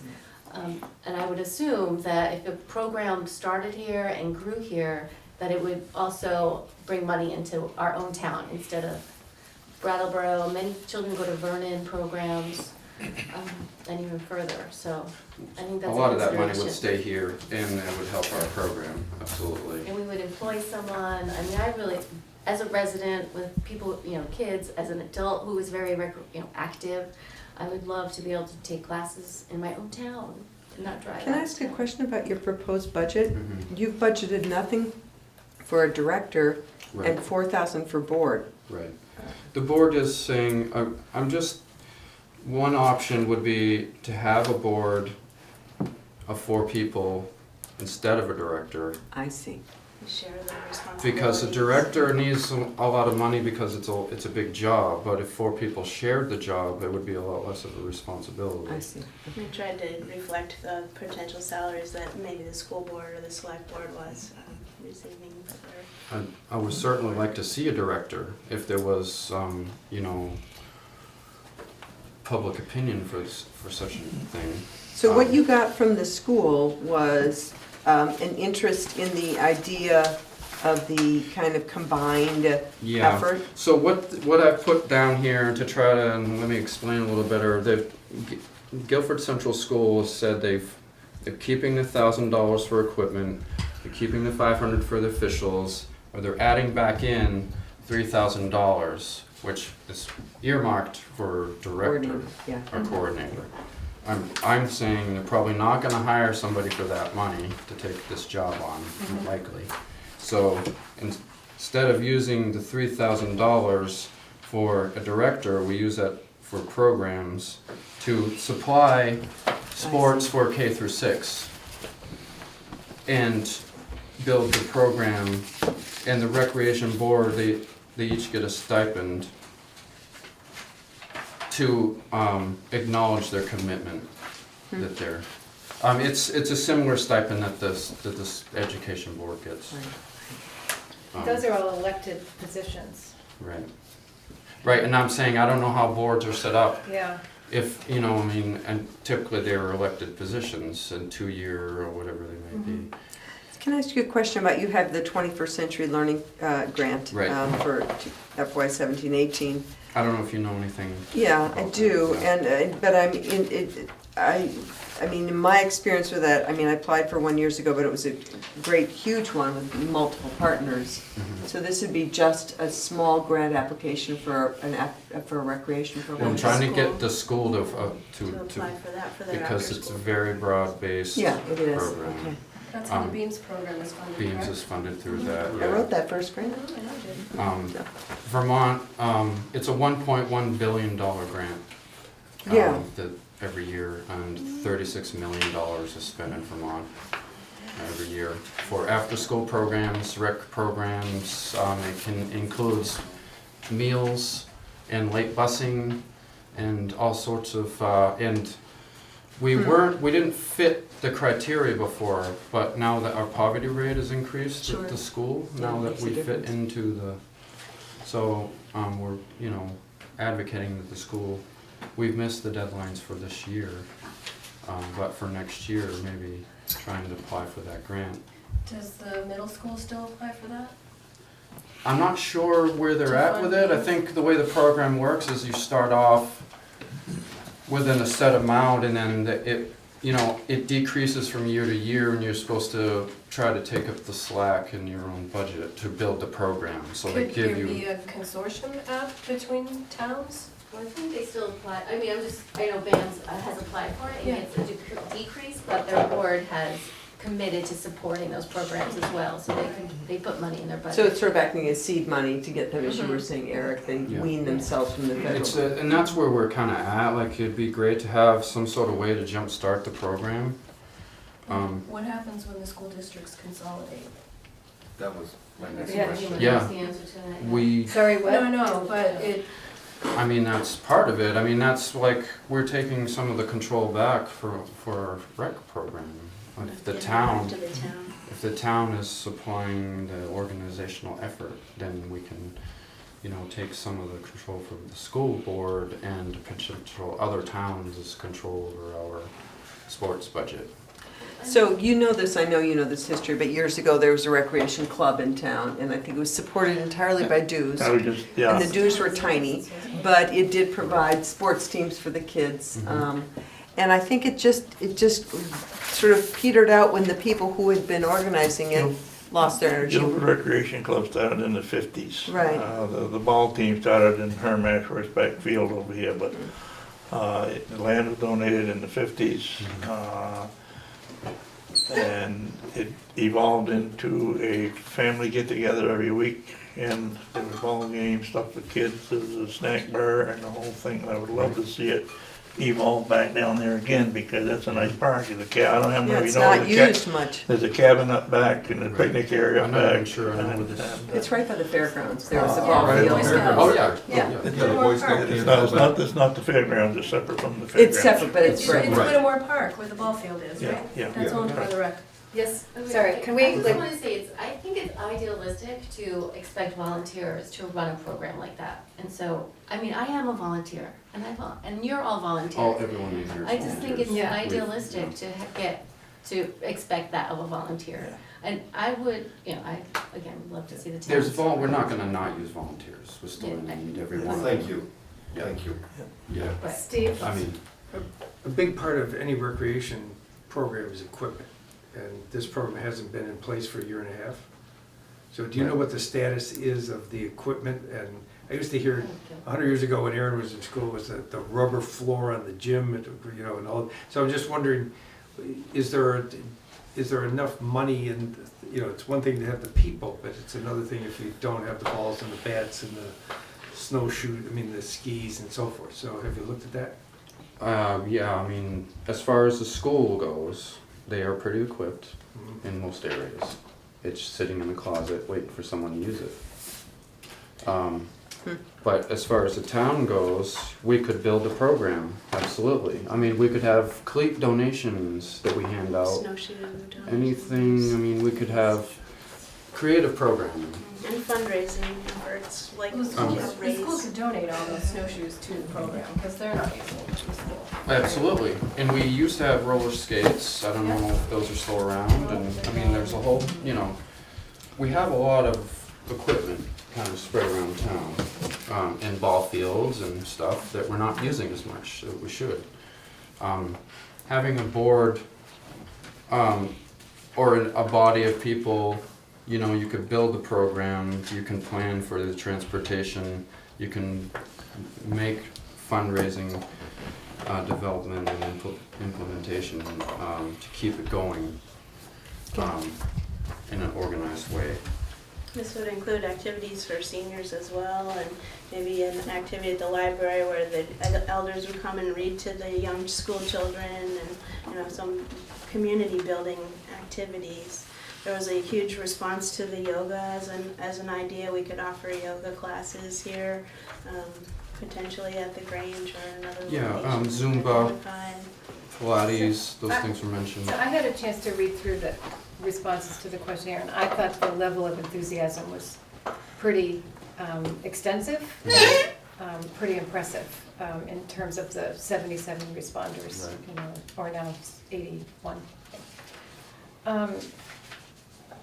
So I think the question is, I think there's a large number of questions here. Yeah, absolutely. How do we either create or appoint a recreation, how do we create a recreation club or commission or board? Right. How do you get funding for that? To whom are you accountable? To whom is this recreation board accountable? Right. And how do we know that the program is going to be a success, or how do we measure success of this program? And those are just questions off the top of my head. Sure. So I think it's a much larger problem or issue or challenge than that. And I'm wondering, I'm looking at both Ann and Dick to say is this the kind of thing that we would warrant? To ask if the town would like to They'd have to appropriate petition. funds? Yeah. They have to petition, I To, believe, something. assuming, I'm just trying to think through this, if you have a warrant that allows, that says the town would support a recreation commission partially funded by the school and partially funded by the town, and you'd have to have probably two separate warrants, because it's two separate town meetings. Yes, you would. Two separate meetings. Right. That makes sense.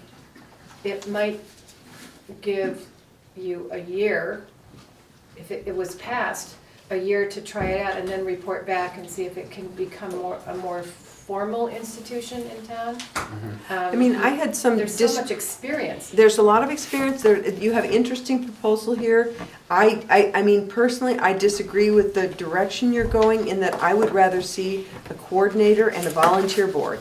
But that's just, I'm just one I would person love- saying, yeah. that makes better sense to me than a paid board, especially being paid in a sense more than the select board, but that's just my, I noticed that jumped out at me, but You know what? but the point is. If I'm being completely honest Yeah. here, I would love it, I mean, we want a director. I think that makes better sense. I mean, and I think if you we had were a trying to, director like, who worked. compromise. Right, I understand, but if Yeah. you worked across, I like the idea of something that works across school and town, kind of revitalizing that recreation club energy, that you could have dues, would be a way of getting, maybe you had three sources of funding: dues, fees for activities, as part money from the school board and part money from the select board if the town people approved it at town meeting. That you pulled something together, and then next year you could apply for that 21st century grant to expand, but then you'd have your feet wet. You'd have said, here's what went, here's what didn't go. The seniors love the yoga, Right. the families love the frisbee night on whatever it was. Well, but- there's certainly gonna be a learning curve there. Right, but I guess I'd rather have it under the direction of a coordinator with the board working, but that's just We me. throw out that, I think it was in the late 70s or the 80s, where there were sponsors for what they call the Green River Baseball League, and it was for kids from all over that weren't quite at the part of the play in the Brattleboro Little League, and I think the 5 or 6 teams that used the recreation club all summer long, and they had a ball. I mean, it was 2 or 3 games a week. Certainly at that community, whatever it was called, our community program, rural development, there was huge interest in hiking. It would be interesting to tap the resources of the Conservation Commission. There is a lot of energy around this. Right. The question is how to do it without creating a real burden financially for the town or the school. And maybe by combining fees, fundraising, dues, whatever, I mean, we paid $5 a year for what? Forever. We paid our little $5 a year as just as residents of the town, but. Now, back when Daniel was 6th through, well, I started helping out, I started with Art Petty in 4th grade, when Daniel was playing 4th and 5th grade, and then he played all the way up through. But they all, we had to put in extra money from the families, you know what I'm saying? To help fund the thing, and it was just a coordinator that did scheduling all the games and stuff like that. And he relied on his coaches to help arrange like transportation to the games and stuff like that, so. Back in the days of Tony. Yes, back in the day, right, just getting ready to say that, yeah. Because that's a big thing now, the transportation with insurance. Yeah. Sorry, did you have something to say? Yeah, hi, I'm Michael Alexander. I've had kids in the school for 15 years, and I want to thank Eric and Wendy for really showing some leadership here within the community. And I would just characterize this as a crisis that we have no sports at the school. And I think we've got a lot of momentum here, and we really need, between the select board, I'm urging the select board to show leadership in time of this crisis, to act fast, to try to fix this glaring, I think someone used the word appalling, absence of sports at our school, work in coordination with active citizens and the school board to have a process that gets us as quickly from where we are today, which is in a crisis with no sports program, to a vibrant sports program without and really look at what is the fastest route we can get to jumpstart this program with some seed money, so that we really start as soon as possible to bring kids back to the fields of Guilford. So I would just say it's a crisis that needs some leadership from the town and the board. So you'd like to see spring soccer, baseball, Yes, that's yes. in 2016, before there's a town meeting? Yes, I think it's that. I think it is appalling. I mean, that's the word that comes to mind. And it's a crisis, and we need to have leadership to solve it. We've gotten to this point. It's unfortunate, but it's now time for the town to rally and have leadership. And I know, I've got a but great I'm saying- 7-year-old athlete, and it's just it's breaking my heart not to see him be able to play sports in his own town. So it seems to me, though, because there's a lot to digest here, that what might make sense to propose is kind of a pilot program. Is you start with some incubator. I know what you're saying, Michael. It'd be great if we could start with more full-bore effort, but some kind of pilot program that you could use to, over the course of FY17, really, unfortunately, I think it would have to be in the next year's budget, to and use that to, first of all, gain some experience, as I said, look towards applying for a 21st century grant, but, and continue to develop a sense of what works and what doesn't work, what flies and what doesn't. I'm not sure I'm worried when I hear what you're saying about trying to do everything too quickly. I think Well, what could the select board do in the short term to demonstrate progress on this? Could there be a conversation between the select board and the school board? To at least Instead discuss. of sending us back and forth. Yeah, I know, instead of when going back and forth. Yeah. I mean, is that a possibility? Yeah, and that's the model that other towns are using. Yeah, I think there would have to be the a collaboration. And I think it's a crisis that calls for that type of leadership, not to sit back and have some things potentially kind of waft and slowly kind of, get too ripe on the vine as seasons pass and the sports just continues to not go anywhere. I would just love to come out of this meeting with a concrete next step that gets us to a point where I think the school, we're not really asking for an enormous sum of money. I think there could be a small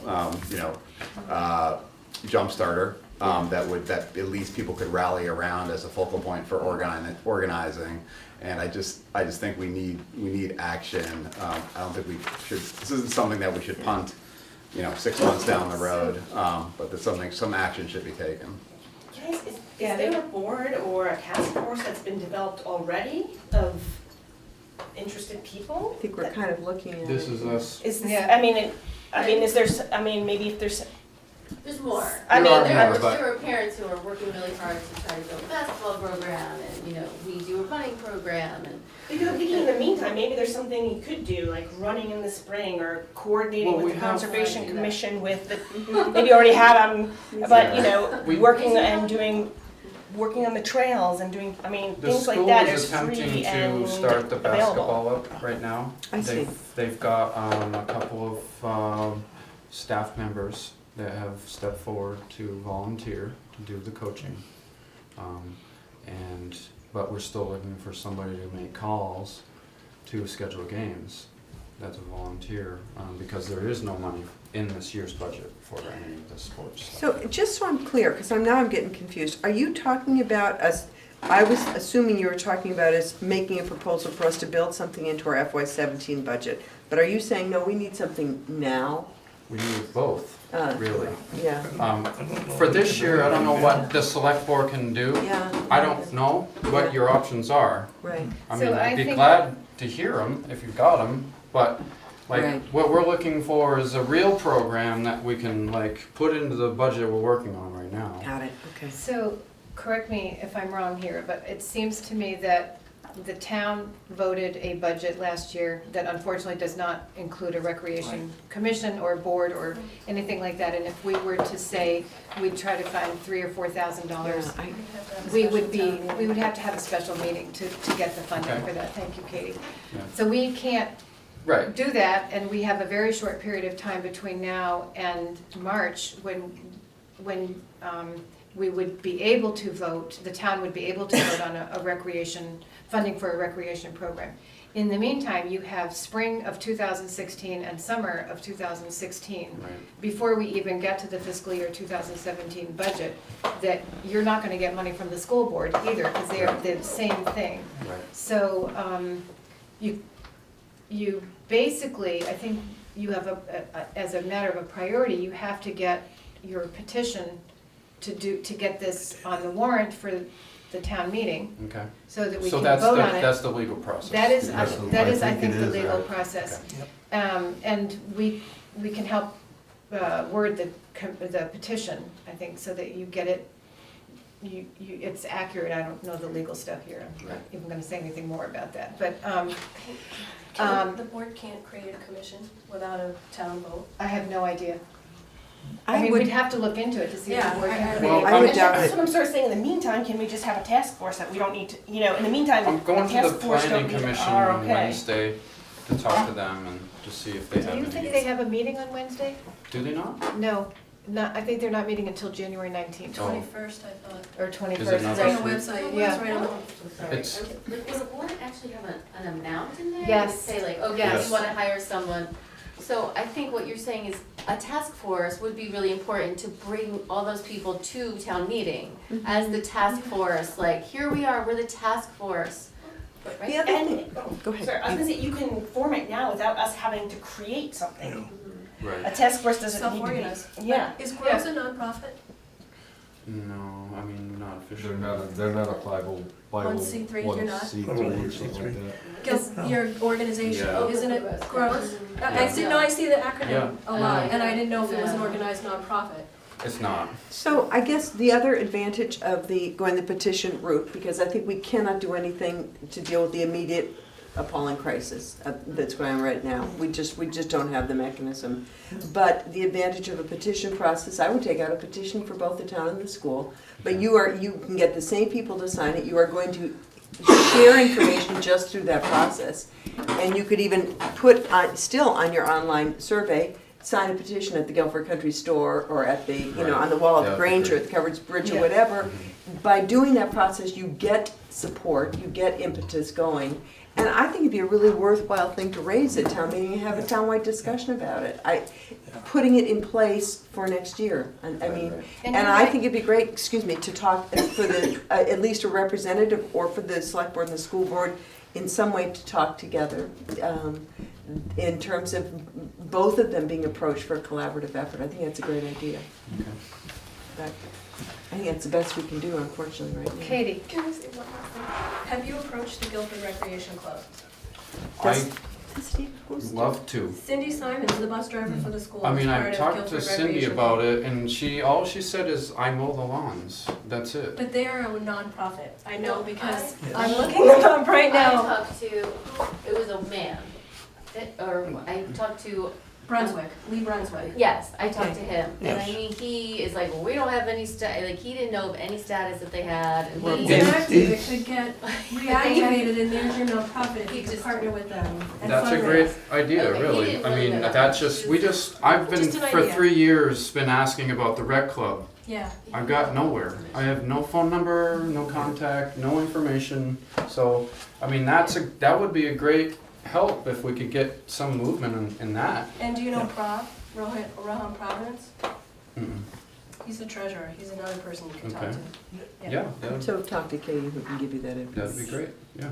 I think the best thing for you guys to do, Eric, is take out your petition on how you want the warrant to read Right. For both for meetings. both meetings. Right, because you need one for Well, each if you wanted it budget. as a collaborative, I would ask for whatever 3,000 from each of them. I would get it towards a part-time director and see if you can, a coordinator and see if you can get your board of directors Yeah. as volunteers. How many That's it. signatures are required? I think 85. 85, yeah. 85 It's per not as petition. hard as it sounds. But it's not that hard. You can put 3 or 4 petitions around town. Yeah. You know what I'm saying? You can put one here, you can put one at the And then we school. just bring those in here? And then you have a deadline. You'd Yeah, have well- to ask Penny what the deadline is. January 19th? I don't know. Yeah, that's I think town so. clerk. Third week in January. Okay. Yeah, Yeah. something like Penny's that. back but a week from Penny- today. Penny will be back in a week. Okay. But mean- or Peter should be able to answer the question. So is there a volunteer on the select board who would like to work with the school committee on this and with, To work in what capacity? just to connect the dots between the select board and the school board? We just said. Yeah, no, I will do that.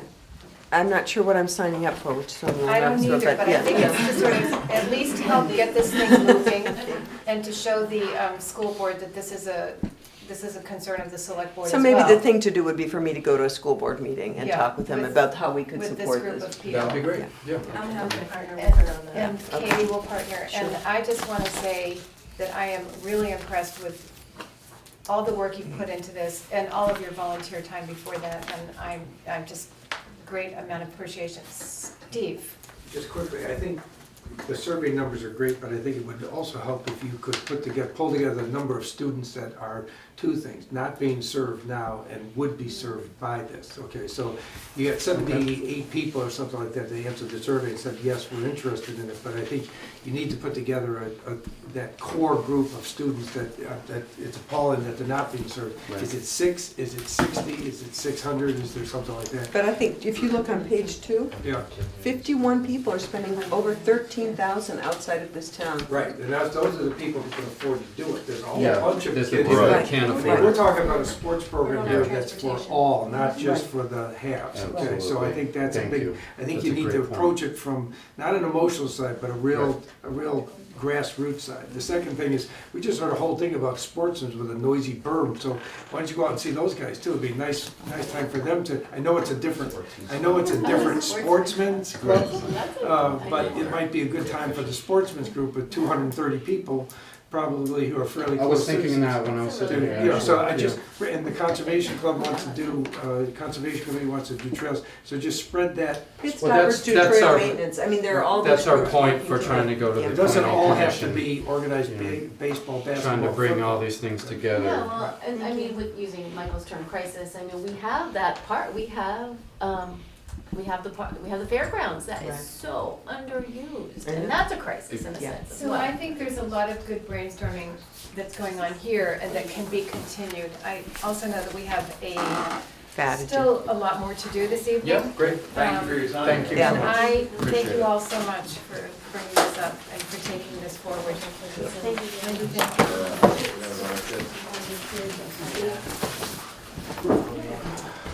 The next thing on our agenda is to set up the budget work schedules for the select board.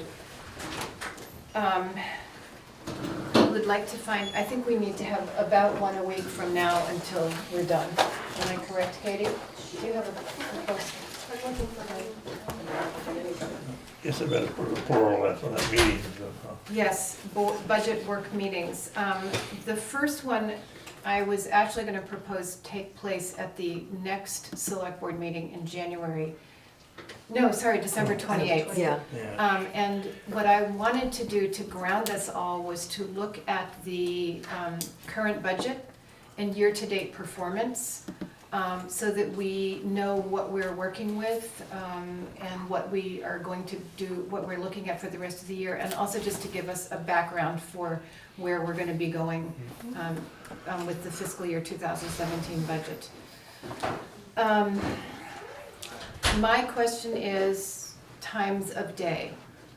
I mean, the ideal for me, and I think if, for all of us, would be, if it works, to attach it to a select board meeting, just because although it makes it a little long, it can, the number of times you're out. But I don't know, Gabby, what time you get out of work, or Troy, you during that vacation week. So I would say, bring some cheese and crackers and start at 5 to 6:30, if that's enough time for an overview start. 5:30 or 6:30. 5 to 6:30, that's twice a month. That's not enough meetings. So we could make it 5 to 6:30 on select board meeting nights, but we Right. need to add other times to that. There's your whip. Exactly, Yeah, we okay. have had an So is easy that- fall, we have not met on the budget to date. Yeah, so is that proposed as the first meeting on the 28th?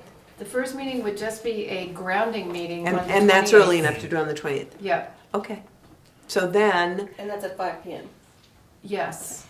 so Well, I guess what I would let me propose, just think about that for a minute, please. I do the 5:30 be better. I don't know if, I think an hour would be sufficient to look at the existing budget, and maybe to come up with some, so 5:30 on the 28th. Mhm. And we have to warn that, right, Katie? Yeah. We will have to warn all of them. Yes, no, I understand, I just wanna make sure that. Just warn them as work sessions, This is right? the, yeah. Just warn them as a meeting, and if people come, they come, and if they don't, they don't. so I guess for the other ones, the non-select board day meeting, the ones, is there a time of day that's better? Or would you want to stick with the Monday evenings?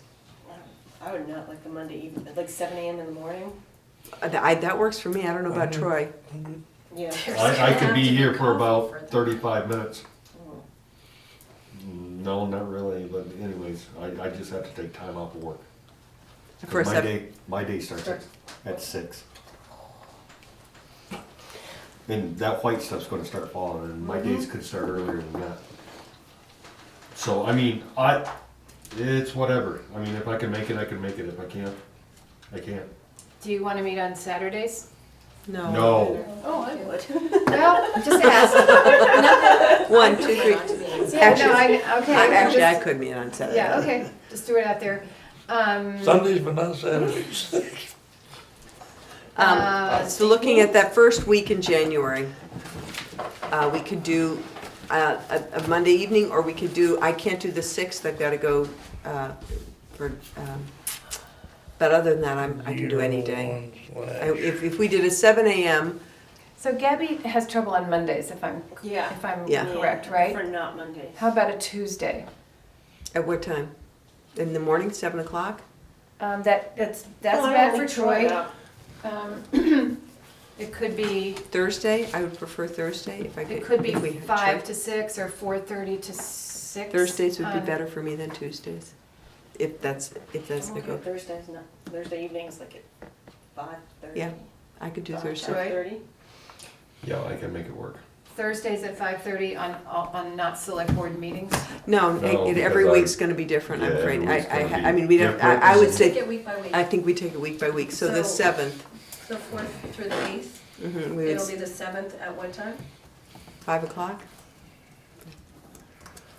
Tabby, can you do 5? You said 5:30. I'll make it. Try to make it work. Fine. Oh, we'll wait a moment. Wait a minute, what's the meeting date for the dump? January Oh, that's what I was wondering. 14th. 14th. Okay. That's the next.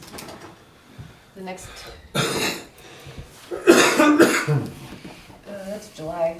Where's it's behind you. 4:30. So then the next week, the week of the 11th, I would think we would try to do a before select board meeting if we can. One on the 7th is when? 5 o'clock? 5 o'clock? 5 o'clock, yeah. Oh, I heard 4:30, sorry. I can do either, but I think Gabby would be tight, yeah. it's a little tight. 7th is a Thursday, 5 o'clock. The 11th is a select board meeting, so we'll be here at 5 o'clock. 5. Mhm. The 18th, 19th, 20th. I have a problem that next week, so I just wanted to, that's why I wanted to, I could do, I could do Monday, that's Martin Luther King Day, that's Yeah. all I could do, I might have to miss a meeting, yeah. It is. That's a holiday for me. Yeah. I don't think you wanna do that. Okay, then I'll just have to miss the meeting. So, yeah, I mean, it would be great if we could all be here. On the 18th? No, in these During that meetings. week, but I have to leave for work on the 19th and I'll How get about back. the 21st? Thursday, the 21st. Is there a conservation commission meeting at 5? Yeah, what was the day, what you guys just Steve, said? is there a conservation committee meeting at 5 on the 21st? No, nothing. Here, Gabby, look right back there. He's the floodplain guy, he's not the I know, but conservation. he's kind of associated with somebody who is. I could make a call, but I don't. There is, on the 21st. Thursday, It's it's the on. third Thursday, yeah. There is a conservation committee meeting for 5, it says 5 to 8, but. Well, we can meet. You want me In on the other room. Meet the list or? Well, but I'm on the Aren't you liaison keeping- committee. She's on the conservation. And I won't be there. Wednesday? I'm unavailable Wednesday. Tuesday, Friday? Wednesday, that week. No. No. This is another way, but what if you took 2 sessions from 5 to 9, instead of doing 16 sessions? You know, that is nice. Wait a minute, a budget session from 5 to 9? Yeah, why don't you just take 2 sessions? The and- problem is, At you night? can get sort of so much done, and then you have to go back and refigure the numbers. In your And brain. Yeah. And so it actually, it's not like you plow through a certain amount and then you go on. It's like you plow through it and then you go back, you get more information. And it's a good idea, but like And a, it's really hard to do financial work for 4 hours. Yes. What about the 19th? Nobody's available on the 19th? that's a Tuesday, Katie, you're not, yeah. So you're not available. Okay, that's what it was. Would you want us, So we got the 28th, the 7th, and the 11th. So do you want to do a one on the 15th or something and skip that next week since it's hard for so many The people? 15th is a Friday. Right? That's- Or Thursday, the 14th? I think that Steve raises a good point. We could do 2 in that week of the 11th and Yeah, we then could do the 14th. Can you do the 14th? at 5 o'clock? Katie, you're gonna send us. I can do the 14th or 5 o'clock. Oh, you we've got 3 scheduled, we might not need No, actually, we to. got 4 scheduled. The 28th, the 7th, the 11th, And the 14th? and the 14th, but we might not need the 14th, who knows? Katie can't do the 14th. How about the 13th? Wednesday. Katie? I mean, it's just, School kids? This, well, school kids and some dangling commitments that I Okay, have so already. can we do it on the 13th in the morning? We Yeah. schedule that Yeah. 4th one later. And it might be, you know, I mean, if everyone can make a morning one except you, it might be that you I have don't the odd care. man out. Yeah, I'm gonna miss one.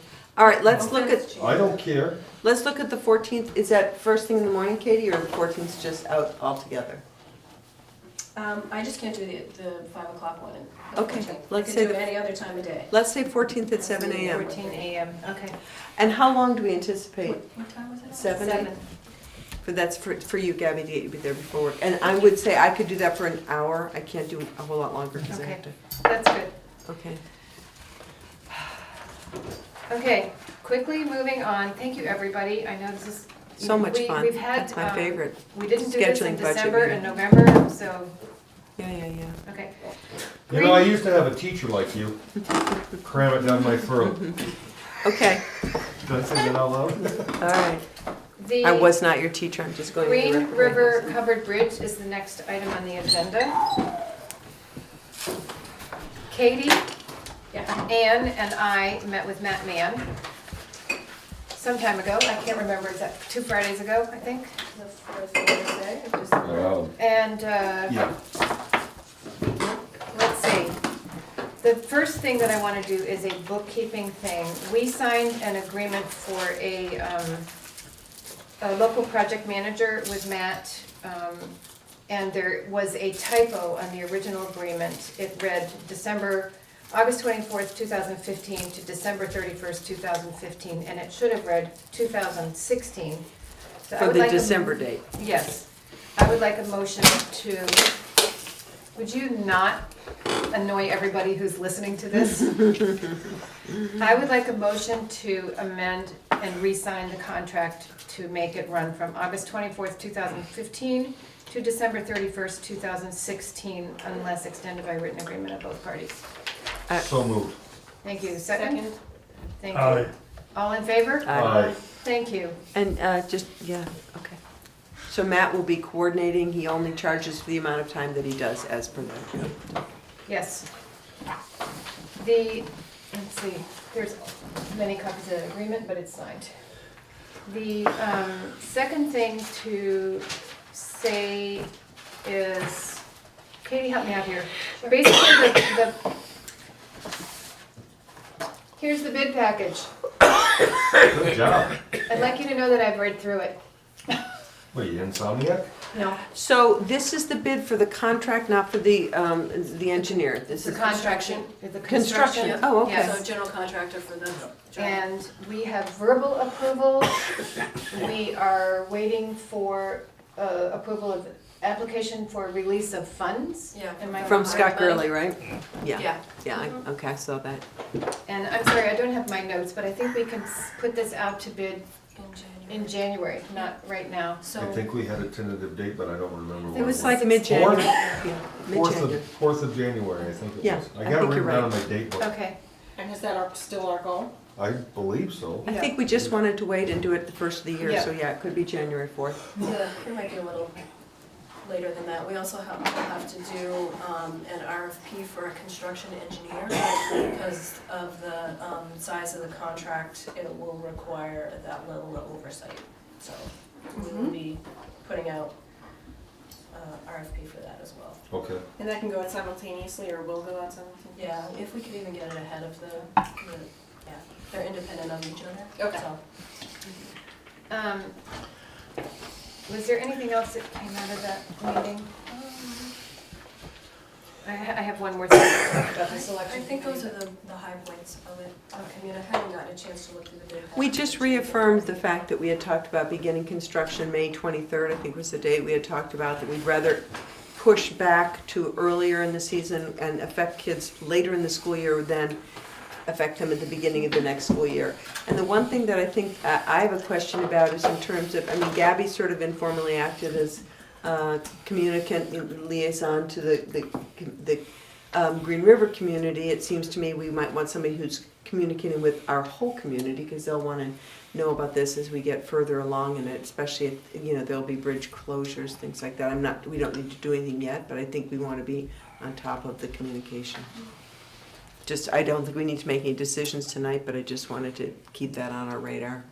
And once we get bids back, we'll be able to work with the general contractor to determine closures on when they think is a realistic timeline for the project and how closures fit into that. You have to warn the bidding process in the paper. Oh, How do yeah. people find out? Oh, yeah. Oh, yeah. Yeah. So that's all, you got that all There's set. a That's- requirement That's, through the that's funding. the RFP. Yeah, we'll Yeah. have to put it in the paper, and then we'll probably post it on a couple of websites, and we'll probably also send packages to But you have that all contractors. set, that's just. They're pre-approved, yeah. And we'll have all the requirements, you know, section 3, women in business and minorities, all that stuff will be included in. One of the things we talked about at the meeting was to add the Green River Covered Bridge as an agenda item for each meeting going forward, and that we would use that as needed. We will try to be updating people also through the Gazette. I think the next Gazette comes out in February, and I think Right. that would be a good time for a, Yeah, they just sent out a thing Yeah. for final. for Or finals? not for finals, but for upcoming deadlines or Yeah, something like yeah, that. yeah. I don't have my computer. No, but I saw something too, so I think it'd be good for us to have an article about the anticipated timeline. So I have read through this, and I have a few, 3 things that jumped out at me, 4 or 5 Who things. prepared it? Hoyle and Tanner. Hoyle and Tanner. Okay. Sean James. Tanner Yeah. and Hoyle. And so that sort of concludes our, Agreement. their contractual obligation to us. One of the things it says is the bridge is to be closed from June 20th to August 26th, which is 11 weeks. And I kind of remember them saying at a meeting that they might need to close it for no more than 3 weeks at a time. So that is, didn't, okay, I'm not. No, you're not making that up. Okay, so that is something that I would like to check with. And I wanna get that out of the bid doc as well, Yeah. because that's what they'll. Yeah. Yeah. So that's something that I wanted to check. Another That thing seems is old, that seems like from before, when we were trying to. June 20th to August 26th. And what I'm remembering that from Sheila is last year when we were trying to do it during the summer of 2015, we were saying you have to do it in the window of school vacation. And then as we had these newer discussions, and Sean was here, this was in August, we talked about pushing it earlier, first of all, better chance with getting good contractors and giving them a little wiggle room. So I would revise that. So, Katie? Okay, thank you. Second thing is that it says we would have a pre-bid conference, a non-mandatory pre-bid conference will be held for the project on Thursday, January 21st at 10 a.m. at the project site. So if, I'm assuming that that is for potential contractors in the snow. And if more than 2 select board members Warn or to it. a peer, we need to warn that. You don't have to warn it. If we just appear, No- because no it's for decision, it's a information? site Okay, visit. You don't have to warn okay. it. I'll double check, but there's no need to warn. It's not. That's true. It's not, That's no true. decisions No, to be made. because we was all Or over it's just there. informational. We was all over there Yeah. one time, Yeah. when, Yeah. when the second part happened over there. There are comments on the proposal, and on sheet 19 of 36, somebody recommended that someone else be involved with the inspections. Someone like the town, VTrans, the historical preservation officer, or a design engineer. The answer was that this is a locally managed project for a town-owned bridge. We will defer to the town if they would like additional parties reviewing these items. So I think that's something we just need to note. What was that? It's on sheet 19, I've got the notes, sheet Okay. 19 of 36. And another comment on the proposal invitations to bid, somebody asked if this should be the local project manager or the engineer. This section remains unchanged from our earlier final plan submittal, and we have not been directed to change it. And I just need to ask you, Katie, to look and see Yeah. with Matt if this is an issue the town needs to be concerned about. So you have access to those notes, okay? Yeah, I'm looking Thank you. Whose comments were you? So there's a whole lot of comments. By whom? People who, I don't know who. Is it the state's? It could, I would assume it's the state's comments, frankly. It But I'm went not- out to a bunch of different people, and But representing the state. Yeah. So it might Yeah. be an engineer from VTrans who's saying, I recommend that someone else involved. I know that there's comments from an engineer. I've had only The 2 state comments. VTrans Yeah. engineer. There's comments from the State Historic Preservation Officer. That Oh, also- I don't know where they're yeah. from. Rachel Beauregard, MAB, Scott Gurley, John Weaver, Structures Unit, Scott's project. We know well. We know him. So, anyway, these are the comments that, Okay. just a couple that Yeah. leapt out at me that I thought we really needed Judith to Ehrlich, Judy pay Ehrlich. attention She's now the to. Scott Newman. Yeah. Oh, Finally, we are required to, excuse me, to appoint a contractor selection committee. And I've done a little bit of thinking about that. And I think we talked to Ann and Katie, and I talked about this a little bit. Proposing Gabby and Sheila from the select board, unless somebody would like to take my place. And this is one where you have a whole criteria, you have like a checklist, and you Yeah. go through the bids and you just check off, and I don't know if you do points sometimes, but it's a pretty objective process to, And state mandated. yes. Michael Knapp and Addison Minot from Green River. And we have talked about asking Rocky, but he's gonna be one of the subcontractor bidders, and so he said he would disqualify himself. Dan Zabriskie. Hold on one second. He's there. I'm talking about authorization to vote on a recommendation for the entire select board to make. Danny can't do that. Oh, So we need a 5th person, and I called Mike Kachuk today, because somebody had recommended Mike. Might he be also a possible I don't know. sub? I think he could be a But I didn't hear possible from sub him. for the job So- as well. I'm wondering if there's a 5th person that you all might suggest that we. it ask. can't be Dan, Dan can't be. Dan, I'm thinking that Dan, Matt Mann, and Katie Buckley are advisors to the committee. And not voting. And on not it. voting, yeah. Okay.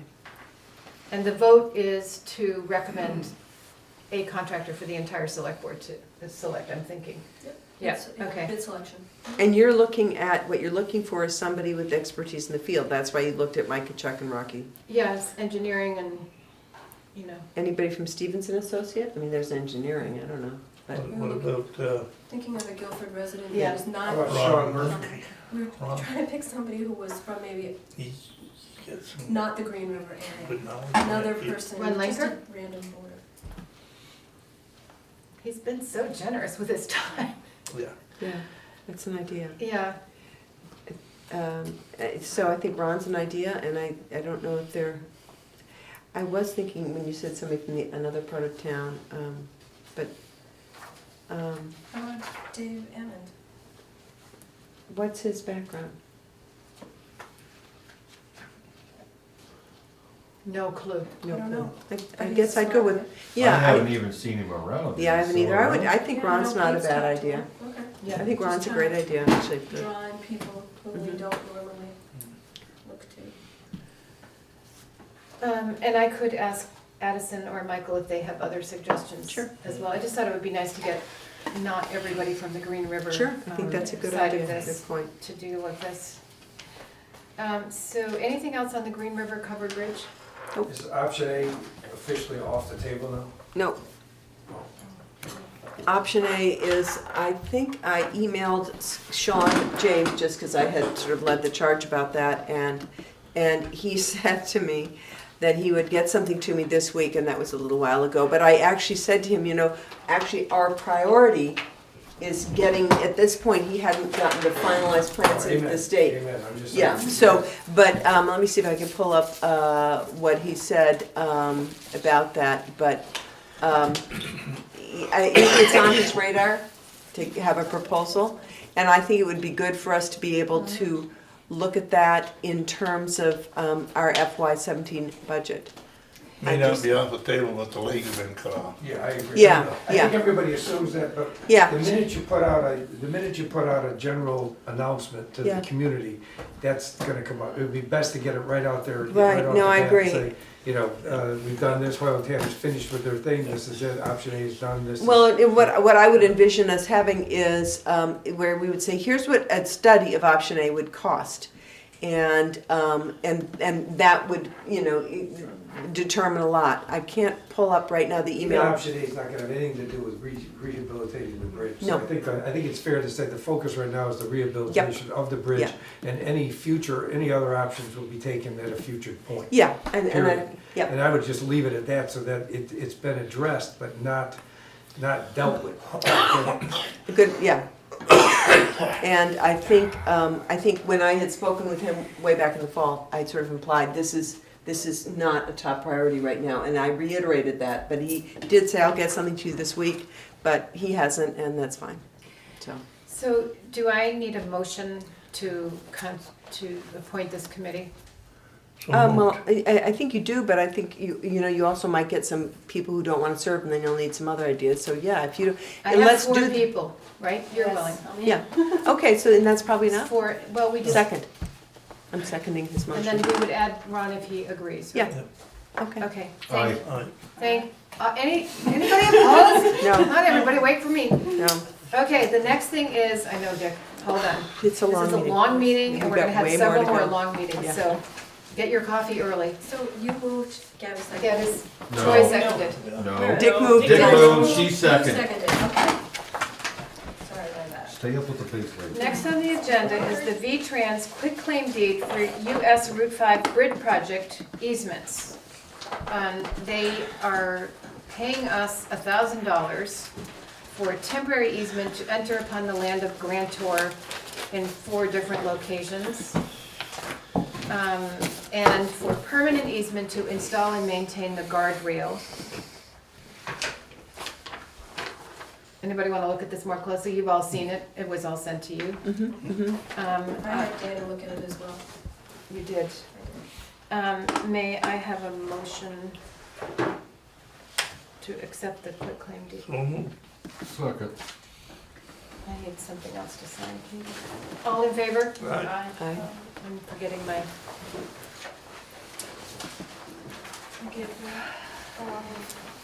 you wanted me to sign the original, right? I just need the original signed, did you? Yeah, it's there. That's it. Do we all have to sign it? 5 lines. No, I think you do, I do, sorry, I'm looking at the other agreement.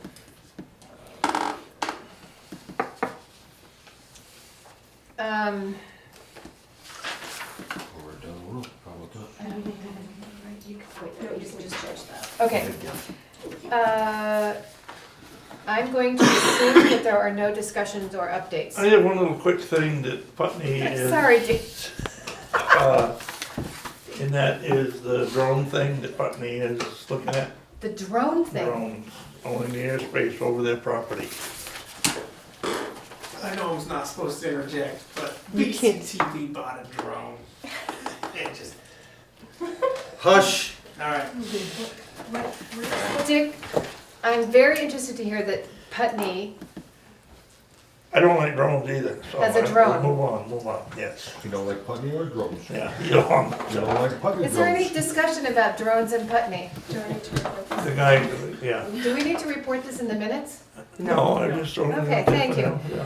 Dan Zabreski advised me that there is nothing to report on the highways. He is very happily working on grading and culverts and not spending money on snow and stuff like that. There's He's spending a little bit of money on gravel. Yeah, right? The next item in the agenda are the warrants. Can I just say? I'm sorry. No, I was looking, I did find the email that I sent to Sean James, and in this, when I finally dug up, there wasn't a response in this. I will look now to see if he didn't reply to my email, but I said, what is the update on the estimate for phased, the cost estimate for I think he investigation? did reply. But he did it in another thread somehow, Yes, so, right. anyway. Warrants. I would like to make the following motion that we pay expense warrant number 1611 for $8,205.02. Expense warrant 11DP for $43. Payroll warrant of 112915 for $4,277.87. Payroll warrant number for week of 12/6, $9,732.69. And payroll warrant for 12/13/15 for $5,154.63. For a grand total of $27,413.21. Second. All in favor? Aye. Thank you. Who got that one? Who do I give that one to? Uh, I'm gonna give it It's to your her. call, you're the It's your judge. turn. Right. Okay. Let me go through the communications while we are signing this, please. We had communications from the Wyndham Solid Waste Management, their minutes from, the Board of Supervisors minutes from 11/12/2015. We've all looked at what we want to see. We had the floodplain administration activities and proposed timeline, which we acted on tonight. We had Alyssa's email, coordinate mapping project, the Act 250, the Guilford Free Library. Do we need all these in there? I'm not gonna talk about the Grows email. Okay, Jeremiah Sund.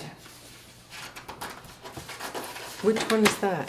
Where are we? This is new, this came in December Okay. 14th.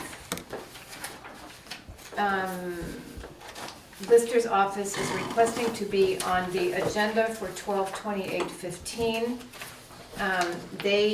And we will post this in the Dropbox and Dick will get his copy. The Lister's office is at the point in the reappraisal where we feel it would be prudent to involve the select board in the process. They want to be on the agenda to talk about the reappraisal, answer any questions, and get feedback. Last spring, they sent 8 requests for proposals. They received 5 proposals and had face-to-face meetings with 3 of the firms based on criteria that were outlined by the Lister's office. The 4 major factors the Listers had to review were quality of work, time frame, software used, and cost. They have a recommendation to choose appraisal resource group somebody, which we will look at, with a proposed price of $60,500. The Lister's office projects the total cost of the reappraisal may be greater.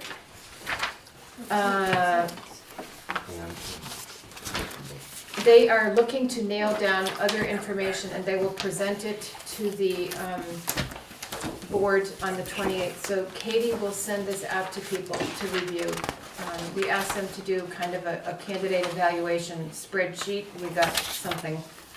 There's more to it than that. There's more than that, okay. Yeah, they'll give me a whole bunch of information. Good. The RFP, the actual replies, Just need Sheila. the comparison grid, And what I'll do is I'll send it off in a Dropbox link like I did, but ahead of time so that they would like you to read through it and have all your questions sent to them through email so that when they come on the 28th, they can answer them intelligently. And you guys can hopefully weigh out their recommendation and act on a decision. Is that in the budget already? It's in the reappraisal fund, which is Yes. separate from the Okay, operating just budget, and there's asking. enough money, so, yes. Okay. The next communication was from Patricia Duff, advising us that the assistant judges of Wyndham County will hold a preliminary proposed budget meeting on December 15th at 3:30. That is tomorrow afternoon at 7 Court Street in Newfane, and I'm actually going to that. Congratulations, I don't go to the courthouse with I'm in shackles. The Local Investment Advisory Committee solicitation for local investment financing proposals. I will pass this around. I've read through this and Katie read through this, and we agreed that this doesn't pertain to us. VLCT News, December 2015, 2 copies. VNH Connect, Vermont Association of Chiefs of Police. You are cordially invited to attend a luncheon sponsored by the Vermont Association of Chiefs of Police at 12 noon on Tuesday, January 12th at the Capitol Plaza Hotel. That's to the local chief of police. That person is also encouraged to invite your manager, mayor, and/or select board chair member to attend.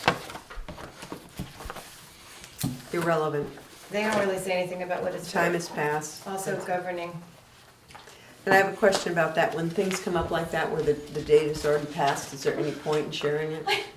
I'll be honest with you, If a tree falls in the woods, yeah. And it already passed. I signed 5, that's it, Katie, right? Correct. Oh, thank you. All right, Ian, you had said that you I would like to wanted make a motion to move into executive session to discuss a matter related to personnel. Are we inviting anyone? No, No. just board. Just the board. Ms. Buckley? And would it be easier for you, Ian, if we went in the other room? You don't have to. He's gonna come chew my ear off. All right. Right? Aren't you? Man, I wanna go in the other room, I gotta use the little boy. That's all right. I haven't heard a vote. Oh, I made a motion to go into does executive. anybody second? Thank you. All in favor? Aye. Thank you.